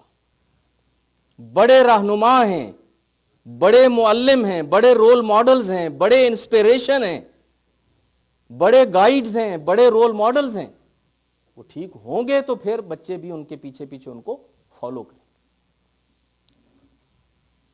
تو یہ سیرت ہے, سیرت کردار. اور جب سیرت و کردار ہوگی, ہم اپنے آپ کو پہلے بنائیں, سیلف بلڈنگ, پھر اس کے بعد اپنی فیملی بنائیں, پھر اس کے بعد اپنی کمیونٹی بنائیں. یہ ایک نیچرل آرڈر ہے. اور میں یہ جو بات کہہ رہا ہوں میں اس کے سامنے آپ کے سامنے مثال پیش کرنے لگا ہوں. ہم کربلا والوں کا گریہ تو بہت کرتے ہیں, ماتم تو بہت کرتے ہیں, ذکر کی بہت کرتے ہیں, مگر بہت کم ایگزامن کرتے ہیں in depth and in detail the story of Karbala. Karbala میں آپ کہتے ہیں نا 72 لوگ تھے, 72 کے اندر 22 یا 23 جو ہیں وہ تو صرف حسین کے اپنے خاندان کے. کل 72 کے اندر 22 یا 23 ممبرز خود فیملی کے ہیں. وہ یا تو حسین کے بھائی ہیں, حسین کے بھتیجے ہیں, حسین کے بھانجے ہیں, حسین کے بہنوئی ہیں, حسین کے بیٹے ہیں, حسین کے کزنز ہیں. یہ ہیں 22 یا 23 لوگ, اور باقی بچتے ہیں سارے 50. یعنی حسین اپنے ساتھ اپنا خاندان لائے, اپنی گود کے پالے لائے ہیں, اپنے گھر کے بچے لائے, جن کو خود جوان کیا, جن کو خود, اور اتنا حسین کو اعتماد ہے ان کے اوپر کہ دنیا ادھر کی ادھر ہو سکتی ہے, مگر یہ لوگ جو ہیں یہ ادھر سے ادھر ہونے والے نہیں. آپ تصور کر سکتے ہیں ان حالات میں. یہ 2 وقت کا واقعہ بیان کیا جاتا ہے. ایک تو عصر, آپ گیا ہوں مصائب کی طرف, یہی 9ویں کا دن تھا, 9ویں محرم, اور تقریباً عصر کا وقت تھا. حسین کئی دن سے سو بھی نہیں پائے تھے, آرام سے, بڑی وہاں پہ 1000 طرح کی مشکلات تھیں, اور بیٹھے بیٹھے حسین خیمے کے باہر یوں ہی اپنا سر رکھا اپنے گھٹنوں پہ, اور تھوڑی دیر کے لیے فرزند رسول کی آنکھ لگ گئی. تھوڑی دیر کے لیے ایسے لگا جیسے ایک اونگ سی آ گئی. بے چین بہن جو خیمے کے اندر تھی اس کو کچھ آوازیں سنائی دیں, تو آئیں اور بھیا کے کندھے پہ ہاتھ رکھ کے کہا کہ بھیا آپ کی آنکھ لگ گئی ہے, لیکن ذرا دیکھیے تو مجھے لگتا ہے کہ جیسے کوئی لشکر ہماری طرف چلا آ رہا ہے. مولا نے آنکھ کھولی, پکار کے ابو الفضل العباس کو بلایا, کہا ابو الفضل العباس میری ماں باپ تمہارے اوپر قربان ہوں گے. یہ محبت تھی حسین کو عباس سے, اور میں کل بیان کر چکا ہوں, شہید مطہری کہتے ہیں کہ یہ پہلا موقع ہے کہ کسی معصوم نے کسی غیر معصوم کو یہ کہا ہو کہ میرے ماں باپ تمہارے اوپر قربان. اس سے عظمت عباس کا پتہ چلتا ہے کہ عباس کون ہے اور کس عظمت کا مالک ہے. عباس بھائی ذرا جاؤ دیکھو یہ کون ہے اور اس وقت کیوں چلے آ رہے ہیں. عباس گئے تو دیکھا شمر ہے, خدا اس پہ لعنت کرے, شمر ہے اور اس کے ساتھ کوئی 2-4 لوگ اور ہیں, اور شمر آ کے کہتا ہے کہ میں ابھی آیا ہوں کوفہ سے اور امیر نے حکم بھیجا ہے کہ ابھی حسین سے کہو کہ یا تو ابھی بیعت کریں, اور اگر بیعت نہیں کرتے تو ابھی آپ کے ساتھ جنگ کی جائے. ابو الفضل العباس نے کہا اچھا تم یہیں رکو اور میں جا کے مولا کی خدمت میں پیغام پہنچاتا ہوں. مولا کی خدمت میں آئے, بتایا کہ مولا شمر ہے اور ابھی آیا ہے اور یہ کہہ رہا ہے. مولا فرماتے ہیں عباس اگر ہو سکے تو جاؤ اور ان سے 1 رات کی مہلت مانگ لو, 1 رات کی مہلت مانگ لو. میرا اللہ جانتا ہے کہ حسین کو تلاوت قرآن اور نماز پڑھنے کا یکسوئی کے ساتھ کتنا شغف ہے. آج کی رات حسین چاہتا ہے کہ زندگی کی آخری رات جی بھر کے عبادت کر لے. جاؤ عباس 1 رات کی مہلت مانگ لو. میرے استاد مرحوم کہا کرتے تھے کہ جو ابو الفضل العباس کو جانتے ہیں, عباس سے اگر کہا جاتا نا کہ عباس یہ فرات کا رخ موڑ دو دوسری طرف, تو ابو الفضل العباس کے لیے یہ آسان کام تھا. علی کے بیٹے کے لیے سوال کرنا اور وہ بھی شمر سے اور مہلت مانگنا, یہ بہت بڑا امتحان تھا عباس کا بھی, بہت بڑا امتحان تھا عباس کا. مگر گئے, حکم امامت ہے, عباس بھائی بھی ہیں اور غلام بھی ہیں. خیر مہلت مانگی, اس نے مہلت دے دی, لیکن جاتے جاتے شمر نے کہا کہ عباس اپنے جو تمہارے دوسرے 3 بھائی ہیں ان کو ذرا بلاؤ, میں نے تم سے ایک خصوصی بات کرنی ہے. ابو الفضل العباس یہ 4 بھائی تھے, ایک کا نام عباس تھا, ایک کا نام عثمان تھا, ایک کا نام جعفر تھا, اور ایک کا نام عبداللہ تھا. کہا تم چاروں بھائی ذرا آؤ, میں تم سے ایک بات کرنا چاہتا ہوں. کہا کیا بات کرنی ہے؟ کہا ایسا ہے کہ جب میں آ رہا تھا تو میں نے ابن زیاد سے کہا تھا کہ یہ میرے دور کے, اپنی ماں کی طرف سے میرے دور کے رشتہ دار ہیں عباس اور عباس کے بھائی, تو کم از کم ان کے لیے مجھے امان نامہ لکھ دو کہ میں اب عباس اور عباس کے بھائیوں کو امان دے سکوں, اور دیکھو میں تمہارے لیے امان لایا ہوں. بس شمر کا وہ یہ کہنا تھا کہ میں تمہارے لیے امان لایا ہوں. ایک مرتبہ عباس کے تیور بگڑے اور کہا تیرے اوپر بھی لعنت ہو, تیرے امان نامے پہ بھی لعنت ہو, اور جس نے تجھے لکھ کے دیا ہے اس پہ بھی لعنت ہو. ارے ام البنین کے بیٹے کے لیے امان ہے اور فاطمہ زہرا کے بیٹے کے لیے کوئی امان نہیں. لے جاؤ اس امان نامے کو, اور نہیں چاہیے مجھے تمہارا یہ امان نامہ. یہ تربیت کس نے کی ہے؟ یہ علی نے کی ہے, ام البنین نے کی ہے, حسن نے کی ہے, حسین نے کی ہے, اور اس طرح سے تربیت کر کے لائے ہیں اپنے جوانوں کو. تعداد میں تھوڑے ہیں, تعداد کم ہے, لیکن معیار جو ہے تربیت کا اور کردار کا وہ یہ ہے. ایسے موقع پہ ابو الفضل عباس نے کہا لے جاؤ اسے.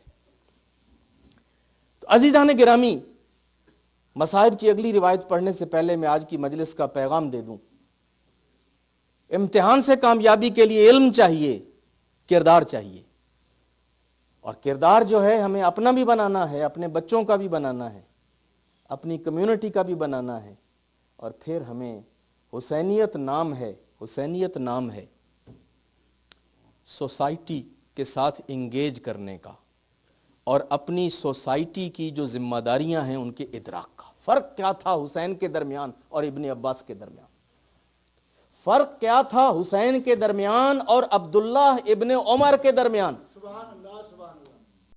فرق کیا ہے علی کے بیٹے میں اور ابو بکر کے بیٹے میں اور عمر کے بیٹے میں اور عباس کے بیٹے میں اور بہت سارے صحابہ زادوں میں کہ جو مدینہ میں تھے، مکہ میں تھے، پورے عرب میں پھیلے ہوئے تھے، مگر سارے مصلحتوں کا شکار ہو کے نیچے دیکھ رہے تھے یہ علی و فاطمہ کا بیٹا کھڑا کیوں ہوا.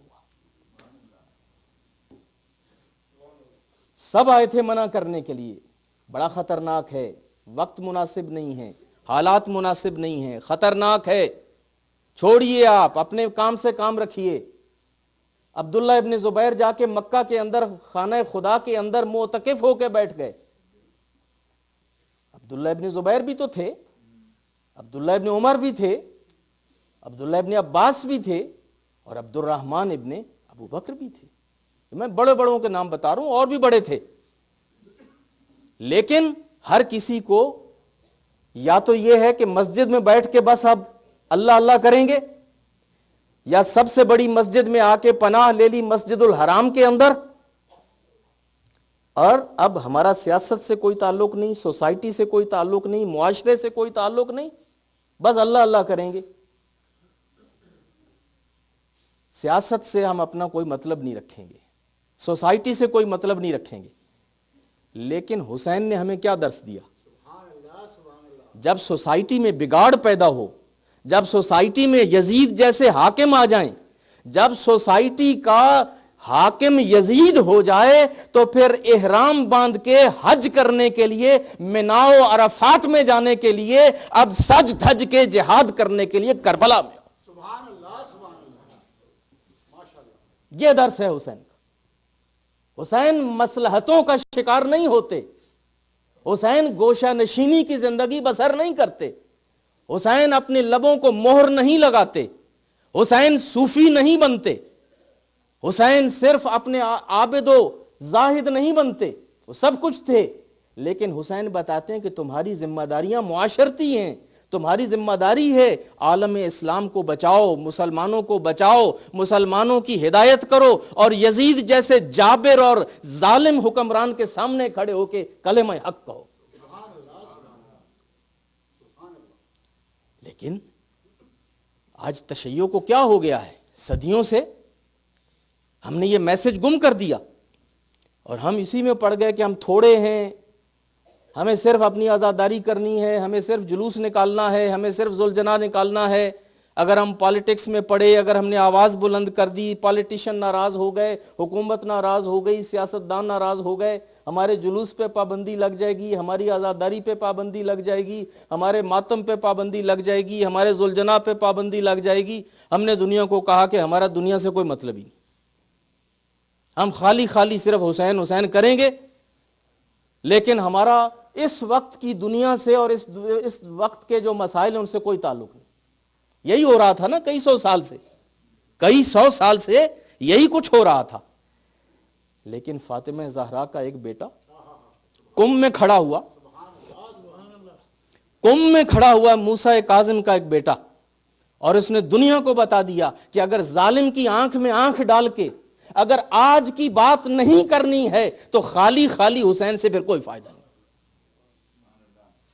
اپنے وقت کی، اپنی سوسائٹی کی، اپنے ملک کی، اپنے معاشرے کی جو صورتحال ہے اس میں انوالو ہو، باہر نکلو. حسین نے باہر نکل کے دکھایا ہے. حسینیت نام ہے انگیج کرنے کا، حسینیت نام ہے انوالو ہونے کا، حسینیت نام ہے بگاڑ کو روکنے کا، حسینیت نام ہے یزید جیسے حکمرانوں کی آنکھوں میں آنکھ ڈال کے کلمہ حق کہنے کا، اور حسینیت نام ہے معاشرے کے ساتھ انوالو ہو کے معاشرے کو صالح معاشرہ بنانے کا۔ لہذا یہ میسج ہے کربلا کا، یہ میسج ہے حسین کا، اور یہ میسج لے کے حسین پہنچ گئے ہیں کربلا میں۔ آج شب عاشور، یہ وہ رات ہے جو میں آپ کے سامنے بیان کر چکا ہوں کہ آپ کے چھٹے امام نے کہا کہ یہ اہل بیت کے لیے قیامت کی رات تھی۔ الذی حوصر فیہ الحسین، جس میں حسین کا ہر طرف سے گھراؤ کر لیا گیا تھا، ہر طرف سے حسین کا محاصرہ کر لیا گیا تھا۔ رات پڑ گئی، جب تاریک ہو گئی نا رات، تو روایتوں میں ہے کہ مولا نے اس رات کو 3 حصوں میں تقسیم کیا۔ ایک حصہ اپنے بیوی، بچوں، بہنوں، اپنے اہل بیت، ان کے ساتھ گزارا۔ اپنی بیوی کو چل کے تسلی دی، اپنی بہنوں کو چل کے تسلی دی، اپنی سکینہ کو اپنی گود میں بٹھایا، اپنی آغوش میں بٹھایا، اپنے سینے پہ لٹایا۔ اشاروں اشاروں سے حسین تیار کر رہے ہیں سکینہ کو کہ سکینہ بس آج کی رات یہ سینہ ہے، کل کی رات میرے بیٹے ماں کو تنگ نہ کرنا، کل باپ نہیں ہوگا اور تمہیں خاک پہ سونا ہوگا۔ کبھی حسین زینب کے ساتھ بیٹھ کے باتیں کرتے ہیں، میری بہن، میرا بیمار بھی تیرے حوالے ہے، میرے سینے پہ سونے والی بھی تیرے حوالے ہے، اور یہ سارا مشن جو ہے وہ اس وقت میں تمہارے ہاتھ میں چھوڑ کے جا رہا ہوں، عقیلہ بنی ہاشم کے ہاتھ میں، اور تم تو شریکت الحسین ہو۔ کبھی حسین کسی کے پاس، کبھی کسی کے پاس، بیویوں بچوں کے ساتھ حسین نے رات کا پہلا حصہ جو ہے ان کے ساتھ گزارا۔ اور بیویاں جانتی ہیں کہ بس یہ خامے سے آل ابا، یہ پنجتن پاک کی آخری فرد ہے، اور بس یہی رات ہے، اور آج حسین ہے، کل کو یہ دیکھنے کو یہ چہرہ نہیں ملے گا۔ بیٹھیں، باتیں ہوئیں، بہت داستانیں ہیں۔ پھر اس کے بعد حسین نے اب چل کے اپنے اصحاب کے ساتھ بیٹھے، اصحاب کو اکٹھا کیا۔ اکٹھا کرنے کے بعد حسین کہتے ہیں کہ دیکھو، یزید کو اور یزید کی حکومت کو صرف مجھ سے مطلب ہے، اگر کل کو میں ان کے ہاتھ لگ جاؤں اور میں یہاں ہوں تو وہ تمہارے پیچھے نہیں آئیں گے، اور ان کا تم سے کوئی مطلب بھی نہیں۔ دیکھو، میں اپنی بیعت کو اٹھا رہا ہوں، میں اپنی بیعت کو اٹھا رہا ہوں، جو جانا چاہے آزاد ہے، اور مجھے اکیلا چھوڑ دو اور یہاں سے چلے جاؤ۔ اب جب حسین نے یہ کہا نا مجھے اکیلا چھوڑ دو اور چلے جاؤ، تو وہاں پہ کون جائے گا؟ چھوڑ کے جانے کے لیے کوئی تیار نہیں ہوا۔ تو حسین نے کہا کہ دیکھو، میں چونکہ دیکھ رہا ہوں، تو میری دیکھتی آنکھوں میں جانے کے لیے تیار نہیں، لو دیکھو میں شمع گل کیے دیتا ہوں۔ حسین نے پھونک سے چراغ کو گل کر دیا، کہا دیکھو اب تاریکی ہو گئی، اب کوئی نہیں دیکھ رہا، اب اٹھو اور چلے جاؤ، اور اگر تم اکیلے نہیں جانا چاہتے اور تمہیں واپس جاتے ہوئے پریشانی ہے تو ایسا کرو کہ میرے خیموں میں سے اپنے ساتھ ایک ایک کسی بی بی یا بچے کو ساتھ لے جاؤ، تاکہ جب مدینہ جاؤ تو کہہ سکو کہ تم تو اس بی بی یا اس بچے کو مدینہ پہنچانے کے لیے آئے تھے۔ کتنا کریم ہے حسین۔ میری کسی عورت یا کسی بچے کو ساتھ لے جاؤ اور کہو میں تو اس بی بی کو، اس بچے کو مدینہ تک لانے کے لیے آیا تھا، اور چلے جاؤ۔ اور چراغ گل کر دیا حسین نے۔ اب جب چراغ گل ہو گیا نا اور حسین نے یہ کہا، تاریخ بتاتی ہے کہ ابو الفضل العباس یہاں پہ اپنی تلوار رکھ کے کھڑے ہو گئے۔ کہا مولا اگر اجازت دیں تو ہم ابھی اتار کے آپ کے ہاتھ میں سامنے رکھ دیں، آپ ہم سے کہہ رہے ہیں کہ ہم آپ کو چھوڑ کے چلے جائیں؟ سرکار وفا جو عباس کو کہا جاتا ہے یوں ہی نہیں کہا جاتا۔ مولا ہم چلے جائیں، آپ کے بعد زندگی کے چند سال اور جی لیں، کیا ہم نے مرنا نہیں؟ کیا ہم نے روز محشر اللہ کو منہ نہیں دکھانا؟ ہم نے محمد مصطفیٰ کے سامنے نہیں جانا ہے؟ اور ہم نے اس بی بی کے سامنے نہیں جانا ہے کہ جس کی دعا ہے عباس؟ عزیزو، عباس دعا ہے فاطمہ زہرا کی، اور خود آپ جو یہاں پہ بیٹھے رو رہے ہیں آپ بھی دعا ہیں فاطمہ زہرا کی۔ ماں نے دعا مانگی تھی تو کہا کہ ہم آپ کو چھوڑ کے کیسے چلے جائیں؟ جب عباس نے یہ کہا، ادھر سے مسلم ابن اوسجہ کھڑے ہو گئے، ادھر سے بریر کھڑے ہو گئے، ادھر سے زہیر کھڑے ہو گئے۔ کہا مولا یہ تو ایک دفعہ مرنا ہے، ایک دفعہ مرنا ہے، لیکن اگر ظالم ہمیں ایک دفعہ قتل کریں، پھر ہمیں جلا دیں، پھر ہماری راکھ ہوا میں اڑا دیں، اور پھر نئی زندگی ملے، پھر آپ کے ساتھ ہوں گے، پھر قتل ہو جائیں، پھر دوبارہ زندگی ملے، مولا آپ کے ساتھ ہوں گے، 70 مرتبہ بھی جئیں اور مریں مگر فاطمہ زہرا کے بیٹے کے ساتھ۔ مولا نے دعا دی، مولا نے کہا اچھا اگر تم نہیں جانا چاہتے اور تم میرے ساتھ ہی رہنا چاہتے ہو تو رہو، لیکن آؤ اب میں تمہیں بتاؤں کہ کل ہونے کیا چلا ہے۔ مولا نے بتایا کہ دیکھو کل یہاں پہ جنگ ہوگی، اور اس جنگ کے نتیجے میں کل یہاں پہ کوئی زندہ نہیں بچے گا، سب شہید ہوں گے۔ کچھ لوگوں نے کہا مولا کیا میں بھی شہید ہوں گا؟ کہاں تو بھی شہید ہوگا۔ اور کون شہید ہوگا؟ مولا نے نام لے کے سب کے بتائے۔ جب سب کے نام بتا چکے نا تو ایک یتیم بچہ اٹھا، اس کی عمر 13 سال کی تھی، چاند کا ٹکڑا تھا، 13 سال کا بچہ، کہتا ہے امو آپ نے سب کو مرنے کی بشارت اور شہادت کی خبر دی ہے، مگر آپ نے میرا نام نہیں لیا، میرا نام نہیں لیا آپ نے، کیا میں شہید نہیں ہوں گا؟ مولا فرماتے ہیں میرے بیٹے اس سے پہلے کہ میں تمہیں جواب دوں ایک سوال میں پوچھتا ہوں، پہلے اس کا جواب دے۔ کہا مولا فرمائیے۔ کہا قاسم کیف تجد الموت، تم پہلے مجھے یہ بتاؤ کہ تمہیں موت لگتی کیسی ہے؟ تربیت کی بات ہو رہی تھی نا، تربیت کی۔ کہا تمہیں بتاؤ موت لگتی کیسی ہے؟ یتیم بچہ ہے جس کا اب سر پہ باپ نہیں ہے، ماں نے پالا ہے، سنگل پیرنٹ، اور پھر اس کے بعد چچا کی سرپرستی ہے۔ کہتے ہیں مولا احلا من العسل، مجھے تو شہد سے بھی میٹھی لگتی۔ ہماری بھی اولادیں ہیں، آپ کی بھی اولادیں ہیں، 13 سال کا بچہ ہو اور وہ کہے موت مجھے شہد سے میٹھی لگتی۔ کہا جزاک اللہ، مجھے تم سے یہی توقع تھی۔ اور پھر کہتے ہیں قاسم یقیناً تو بھی شہید ہوگا، قاسم تو بڑا ہے، کل تو میرا ابا عبداللہ، کل تو میرا عبداللہ، کل تو میرا اصغر بھی شہید ہونے چلا ہے۔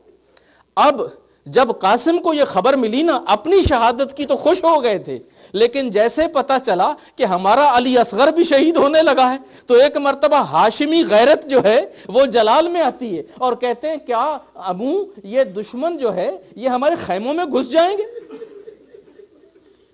چونکہ قاسم یہ تو جانتے ہیں کہ 6 مہینے کا بچہ تو میدان میں خود سے نہیں آنے والا۔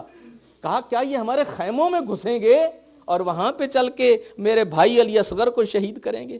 کہا نہیں، وہ تو بعد کی بات ہے جب خیمے میں جائیں گے، مگر تمہارے بھائی کو تو میں خود اپنے ہاتھوں پہ لاؤں گا، خود اپنے ہاتھوں پہ لاؤں گا پانی پلانے کے لیے۔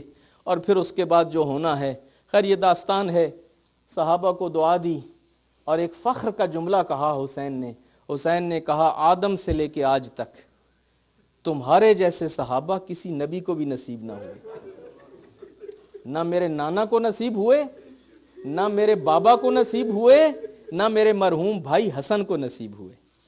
میں اللہ کا شکر ادا کرتا ہوں کہ اس نے مجھے تمہارے جیسے صحابہ دیے، اس نے مجھے تمہارے جیسے ساتھی دیے، جنہیں میں خود کہہ رہا ہوں تاریکی ہے، چلے جاؤ، چھوڑ جاؤ، جان بچا لو، مگر وہ کوئی جانے کے لیے تیار نہیں۔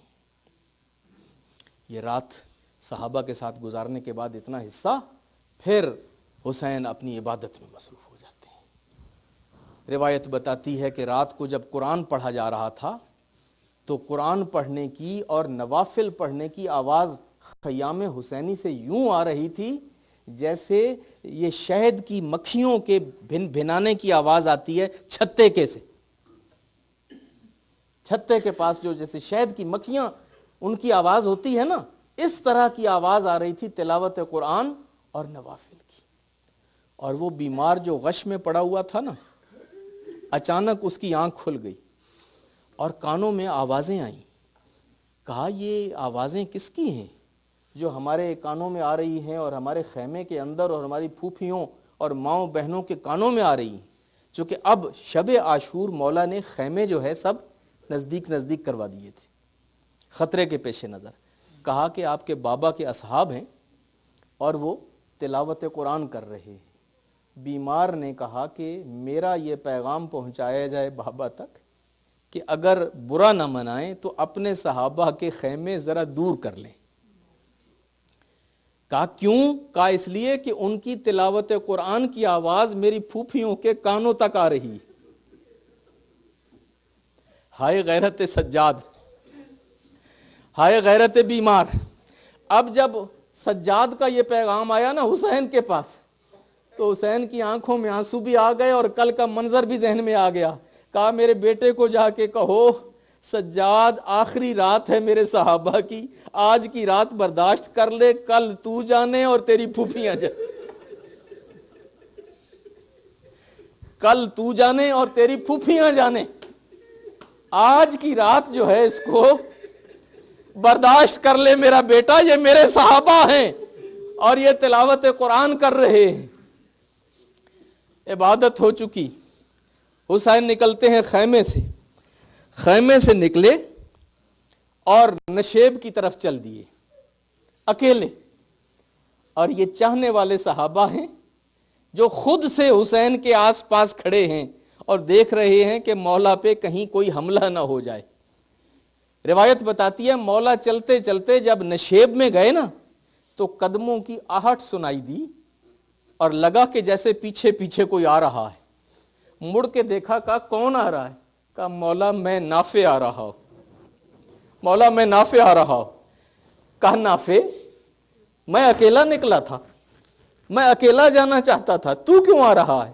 کہا مولا یہ رات بڑی خطرناک رات ہے اور میں نہیں چاہتا تھا کہ میں یوں اکیلے آپ کو میدان میں جانے دوں، میں نے چاہا کہ میں کم از کم آپ کے ساتھ رہوں. کہا اچھا نافع آ گئے ہو تو پھر آؤ، آ گئے ہو تو پھر آؤ. اب نافع کا ہاتھ پکڑا، آگے بڑھے، ایک جگہ پہ رک گئے. کہا نافع کل میرا اکبر یہاں گرے گا. تھوڑا سا آگے بڑھے، کہا نافع یہ وہ جگہ ہے جہاں پہ زینب کے لخت جگر اون و محمد گریں گے. آگے بڑھے، ایک پتھر کو ہٹایا، کہا میرا قاسم یہاں پہ گرے گا. یوں ہی چلتے گئے اور جب چلتے گئے نا ایک منزل پہ گئے تو اب جب حسین نافع سے بات کر رہے ہیں تو حسین کو محسوس ہوتا ہے کہ نافع بات تو حسین سے کر رہے ہیں مگر نافع کے کان کہیں اور لگے ہوئے. کہا نافع یہ تو بات ہم سے کر رہا ہے اور تمہارے کان کہیں اور لگے ہوئے. کہا مولا مجھے لگتا ہے کہ کوئی بی بی بھی شاید یہاں میدان میں آ گئی. میں تو آپ ہی کے میدان میں آنے پہ پریشان تھا اور مجھے لگتا ہے کہ یہاں تو کوئی بی بی بھی ہے کہ جس کے رونے کی آوازیں سن رہا ہوں، بس یہ سننا تھا. کہا نافع بس اب تو واپس چلا جا، نافع بس اب تو واپس چلا جا. اس کو واپس بھیجا. نشیب میں پہنچ گئے اور دیکھا کہ کون ہے، وہی جس نے چکیاں پیس کے پالا تھا وہ پہنچی ہوئی ہے اور وہ نشیب کو صاف کر رہی ہے جہاں پہ کل حسین نے گرنا.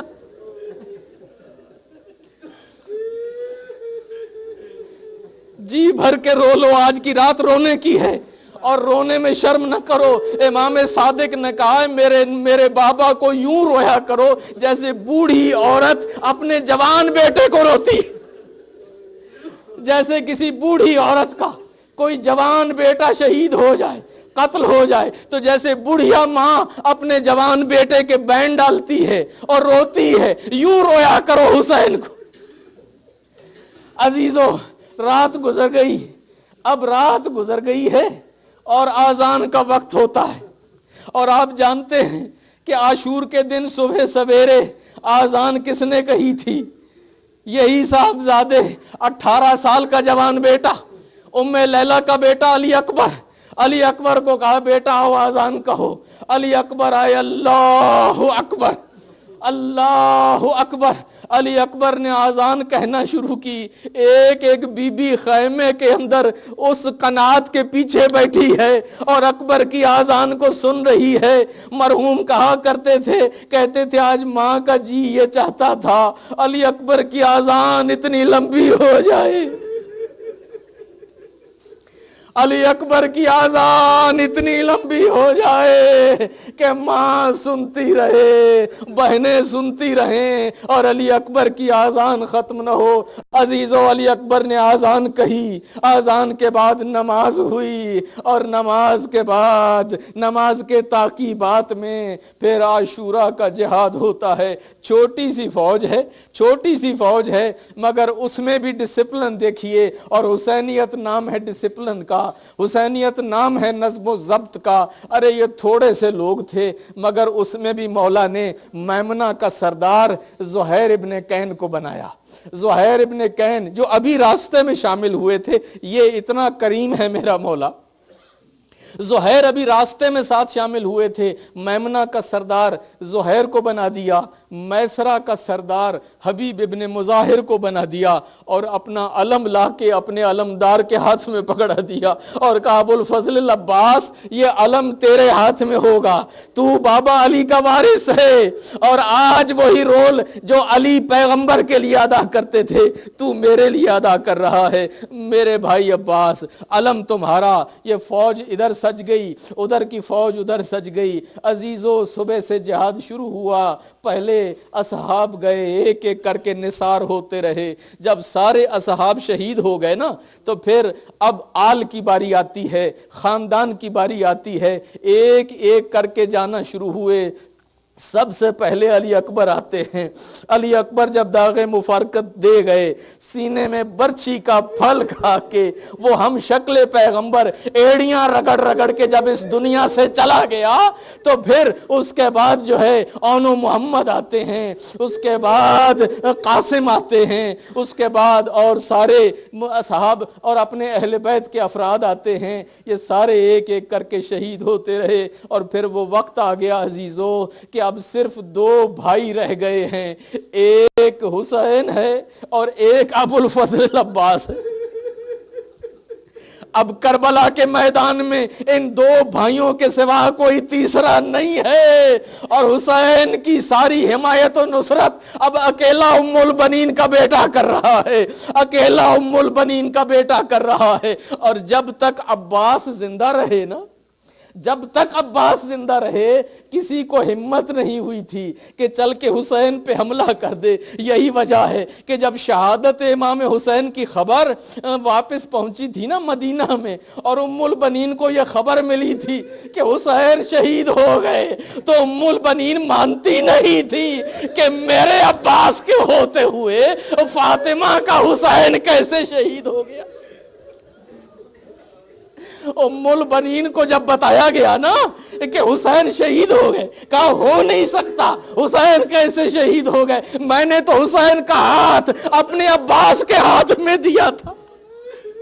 اور جب بتایا گیا کہ بی بی پہلے آپ کا عباس شہید ہوا ہے اور پھر حسین شہید ہوا, پھر بی بی نے کہا میں نے مان لیا مگر مجھے یہ تو بتاؤ کہ میرا بیٹا عباس کیسے شہید ہو گیا, عباس کیسے شہید ہو گیا. جب تفصیل بتائی مانتی نہیں تھی, لیکن جب بتایا گیا کہ دونوں بازو پہلے قلم ہو گئے تھے. اب ایک بڑا دردناک بین ہے ام البنین کا. ام البنین کہتی ہیں او مدینہ کی عورتوں, مجھے ام البنین کہا کرتی تھی اس لیے کہ میں بیٹوں کی ماں تھی, اب مجھے ام البنین نہ کہا کرو,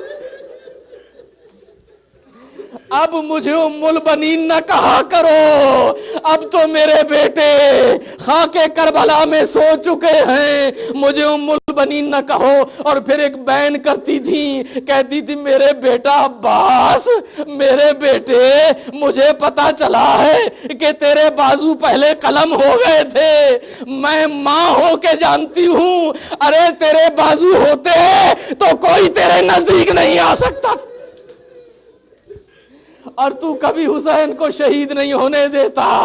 مگر بیٹا تیرے بازو قلم ہو گئے اور تو شہید ہو گیا تو پھر حسین بھی شہید ہو گئے۔ عزیزو جب تک عباس ہیں یوں حسین کے سامنے کھڑے ہوئے ہیں، لیکن پھر وہ منزل بھی آ گئی کہ عباس گئے اور عباس تو واپس نہ آئے، مگر عباس کا خون میں ڈوبا ہوا علم واپس آئے۔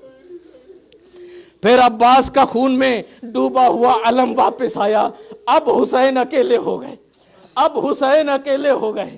عزیزو عصر کا وقت ہے، کربلا کا میدان ہے، 30,000 کا لشکر دوسری طرف کھڑا ہوا ہے اور ادھر فاطمہ کا چاند اکیلا ہے جس کے ساتھ اب کوئی نہیں ہے۔ سارے مارے گئے اور سارے شہید ہو گئے اور اکیلا رسول کا بیٹا وہاں پہ موجود ہے۔ تاریخ بتاتی ہے حسین ایک ٹیلے پہ گئے، ایک ٹیلے پہ چڑھ کے حسین نے آواز بلند کی، حل من ناصر ینصرنا، حل من ناصر ینصرنا، حل من مغیث یغیثنا۔ بس یہ آواز بلند کرنا تھی۔ خیمے میں شور مچ گیا، بیویوں نے بیل ڈالنا شروع کر دیے۔ ایک مرتبہ جب حسین نے سنا کہ بیویاں خیمے میں گریا کر رہی ہیں، مولا خیمے تک آئے، خیمے کے اندر داخل ہوئے اور آ کے کہا، بیویو رونے کا وقت ابھی بعد میں ہے، ابھی تو میں زندہ ہوں، ابھی تو میں زندہ ہوں، رونے کو وقت بعد میں آئے گا۔ ایک مرتبہ حسین نے تسلی دی، کہا میں موجود ہوں، میں موجود ہوں، ابھی گریا نہ کرو، پھر گریا بعد میں کر لینا۔ کہ ایک مرتبہ وہاں پہ بیویوں نے آ کے کہا، مولا یہ جو آپ نے استغاثے کی آواز بلند کی ہے نا، حل من ناصر ینصرنا، اس کے نتیجے میں یہ جو چھوٹا سا بچہ گہوارے میں پڑا ہوا تھا، یہ جو بچہ گہوارے میں پڑا ہوا تھا وہ تڑپ گیا ہے۔ یہ استغاثہ امامت ہے، یہ امام وقت کا استغاثہ ہے، اور اس کے نتیجے میں یہ 6 مہینے کا بچہ اس نے اپنے آپ کو گہوارے سے باہر گرا دیا۔ حسین آئے، علی اصغر کو اٹھایا، اپنے بچے کو چوما، اپنے ہاتھ پہ رکھا، واپس دینا چاہتے تھے رباب کو کہ ماں نے کہا، سرتاج آپ تو جا رہے ہیں، مولا آپ جا رہے ہیں، بہت پیاسا ہے میرا اصغر، بہت پیاسا ہے میرا اصغر، اور یہ اب چند لمحوں کا مہمان ہے۔ جو اس کی حالت ہے وہ بتا رہی ہے بچہ تڑپ تڑپ کے مر جائے گا، مولا اگر ہو سکے پانی کا ایک گلاس، پانی کا ایک گھونٹ اس بچے کو پلا دیجئے۔ حسین نے علی اصغر کو ہاتھ پہ لیا اور یہ ابا کا دامن بچے کے اوپر کر لیا۔ بڑی گرمی تھی، بڑی دھوپ پڑ رہی تھی، باپ نے ابا کا سایہ بنایا، بچے کو اس کے نیچے رکھا، اور دشمن سمجھتا ہے کہ اب چونکہ حسین کا بچہ کوئی نہیں ہے، اب حسین قرآن لے کے آ رہے ہیں، حسین قرآن لے کے آ رہے ہیں کہ مجھے چھوڑ دو، میرے ساتھ صلح کر لو اور میری جان چھوڑ دو۔ حسین قرآن کو لے کے آ رہے ہیں کہ سفارش کریں گے قرآن کی۔ حسین نزدیک آئے، حسین نے ابا کا دامن ہٹا دیا۔ ایک چھوٹا سا بچہ، 6 مہینے کا بچہ، تمہاری بھی اولادیں ہیں صاحبان اولاد جن کے چھوٹے چھوٹے بچے ہیں، ارے 6 مہینے کا بچہ کتنا ہوتا ہے؟ حسین نے ہاتھ پہ اٹھایا ہوا، کہا میرے نانا کی امت، اے وہ لوگوں جو اللہ کا نام لیتے ہو، میرے رسول کا کلمہ پڑھتے ہو، دیکھو اگر تم گناہگار سمجھتے ہو تو مجھ حسین کو سمجھتے ہو نا۔ ارے یہ تو چھوٹا سا بچہ ہے، یہ تو 6 مہینے کا بچہ ہے، ارے پانی کا ایک گھونٹ لاؤ، اس کو خود پلا دو، میں اس کو یہاں رکھ دیتا ہوں، لاؤ اس کے منہ میں خود پانی کا گلاس، پانی کا ایک گھونٹ ڈال دو۔ یہ سننا تھا۔ لشکر عمر سعد میں اختلاف ہونے لگا۔ جو اولاد والے تھے نا، تھے یزید کی طرف، مگر رو پڑے، آنکھوں میں آنسو آ گئے۔ کہا عمر سعد، ہم سے یہ پیاسا بچہ نہیں دیکھا جاتا، ہم سے یہ پیاسا بچہ نہیں دیکھا جاتا، اس بچے کو پانی پلا دینا چاہیے۔ عمر سعد نے دیکھا لشکر میں پھوٹ نہ پڑ جائے، لشکر میں اختلاف نہ پڑ جائے، ہرملہ کو حکم دیا، ہرملہ اقطع کلام الحسین، ہرملہ اقطع کلام الحسین، آگے بڑھ، کوئی ایسی سبیل کر کہ کلام حسین قطع ہو جائے۔ ہرملہ ایک بہت بڑا ماہر تیر انداز تھا، ہرملہ آگے بڑھا، تیر کمان لے کے آیا اور یوں کر کے اس نے نشانہ لیا اور تیر جوڑا اور تیر چلایا کہ بچے کو آ کے لگے، مگر وہ تیر خطا گیا، وہ تیر خطا گیا۔ اور جب دوسری مرتبہ اس نے وہ تیر چلایا تو وہ تیر بھی خطا گیا اور ہرملہ پہ کپ کپی طاری ہو گئی، ہرملہ کے ہاتھ کانپنے لگے۔ عمر سعد نے کہا او ہرملہ تجھے کیا ہو گیا، تو اتنا ماہر تیر انداز ہے، او چھوٹا سا بچہ ہے اور تو اس کو نشانہ نہیں لگا پا رہا۔ ہرملہ رو پڑا، آنکھوں میں آنسو، کہنے لگا عمر سعد ہمیں دنیا کے لالچ نے اندھا کر دیا ہے، ہمیں دنیا کے لالچ نے اندھا کر دیا ہے، اور میں انسان ہوں، میرے سینے میں انسان کا دل ہے، اور میں جب تیر جوڑتا ہوں نا تو وہاں سامنے وہ خیمے کے دروازے پہ کوئی بی بی ہے کالی چادر والی، وہ وہاں سے مجھے دعائیاں دیتی ہے اور کہتی ہے کہ دیکھو میرے بچے کو پانی نہیں پلاتا نہ پلا، مگر میرے بچے کو تیر نہ مار، میرے بچے کو پانی نہیں پلاتا نہ پلا، مگر میرے بچے کو تیر نہ مار۔ اب تیسری مرتبہ جب ہرملہ نے ایک تیر چلایا، عزیزو یہ تیر چلا، یہ تیر چھوٹے سے بچے کے گلے میں لگا، حسین کے بازو پہ لگا، رباب کے دل پہ لگا۔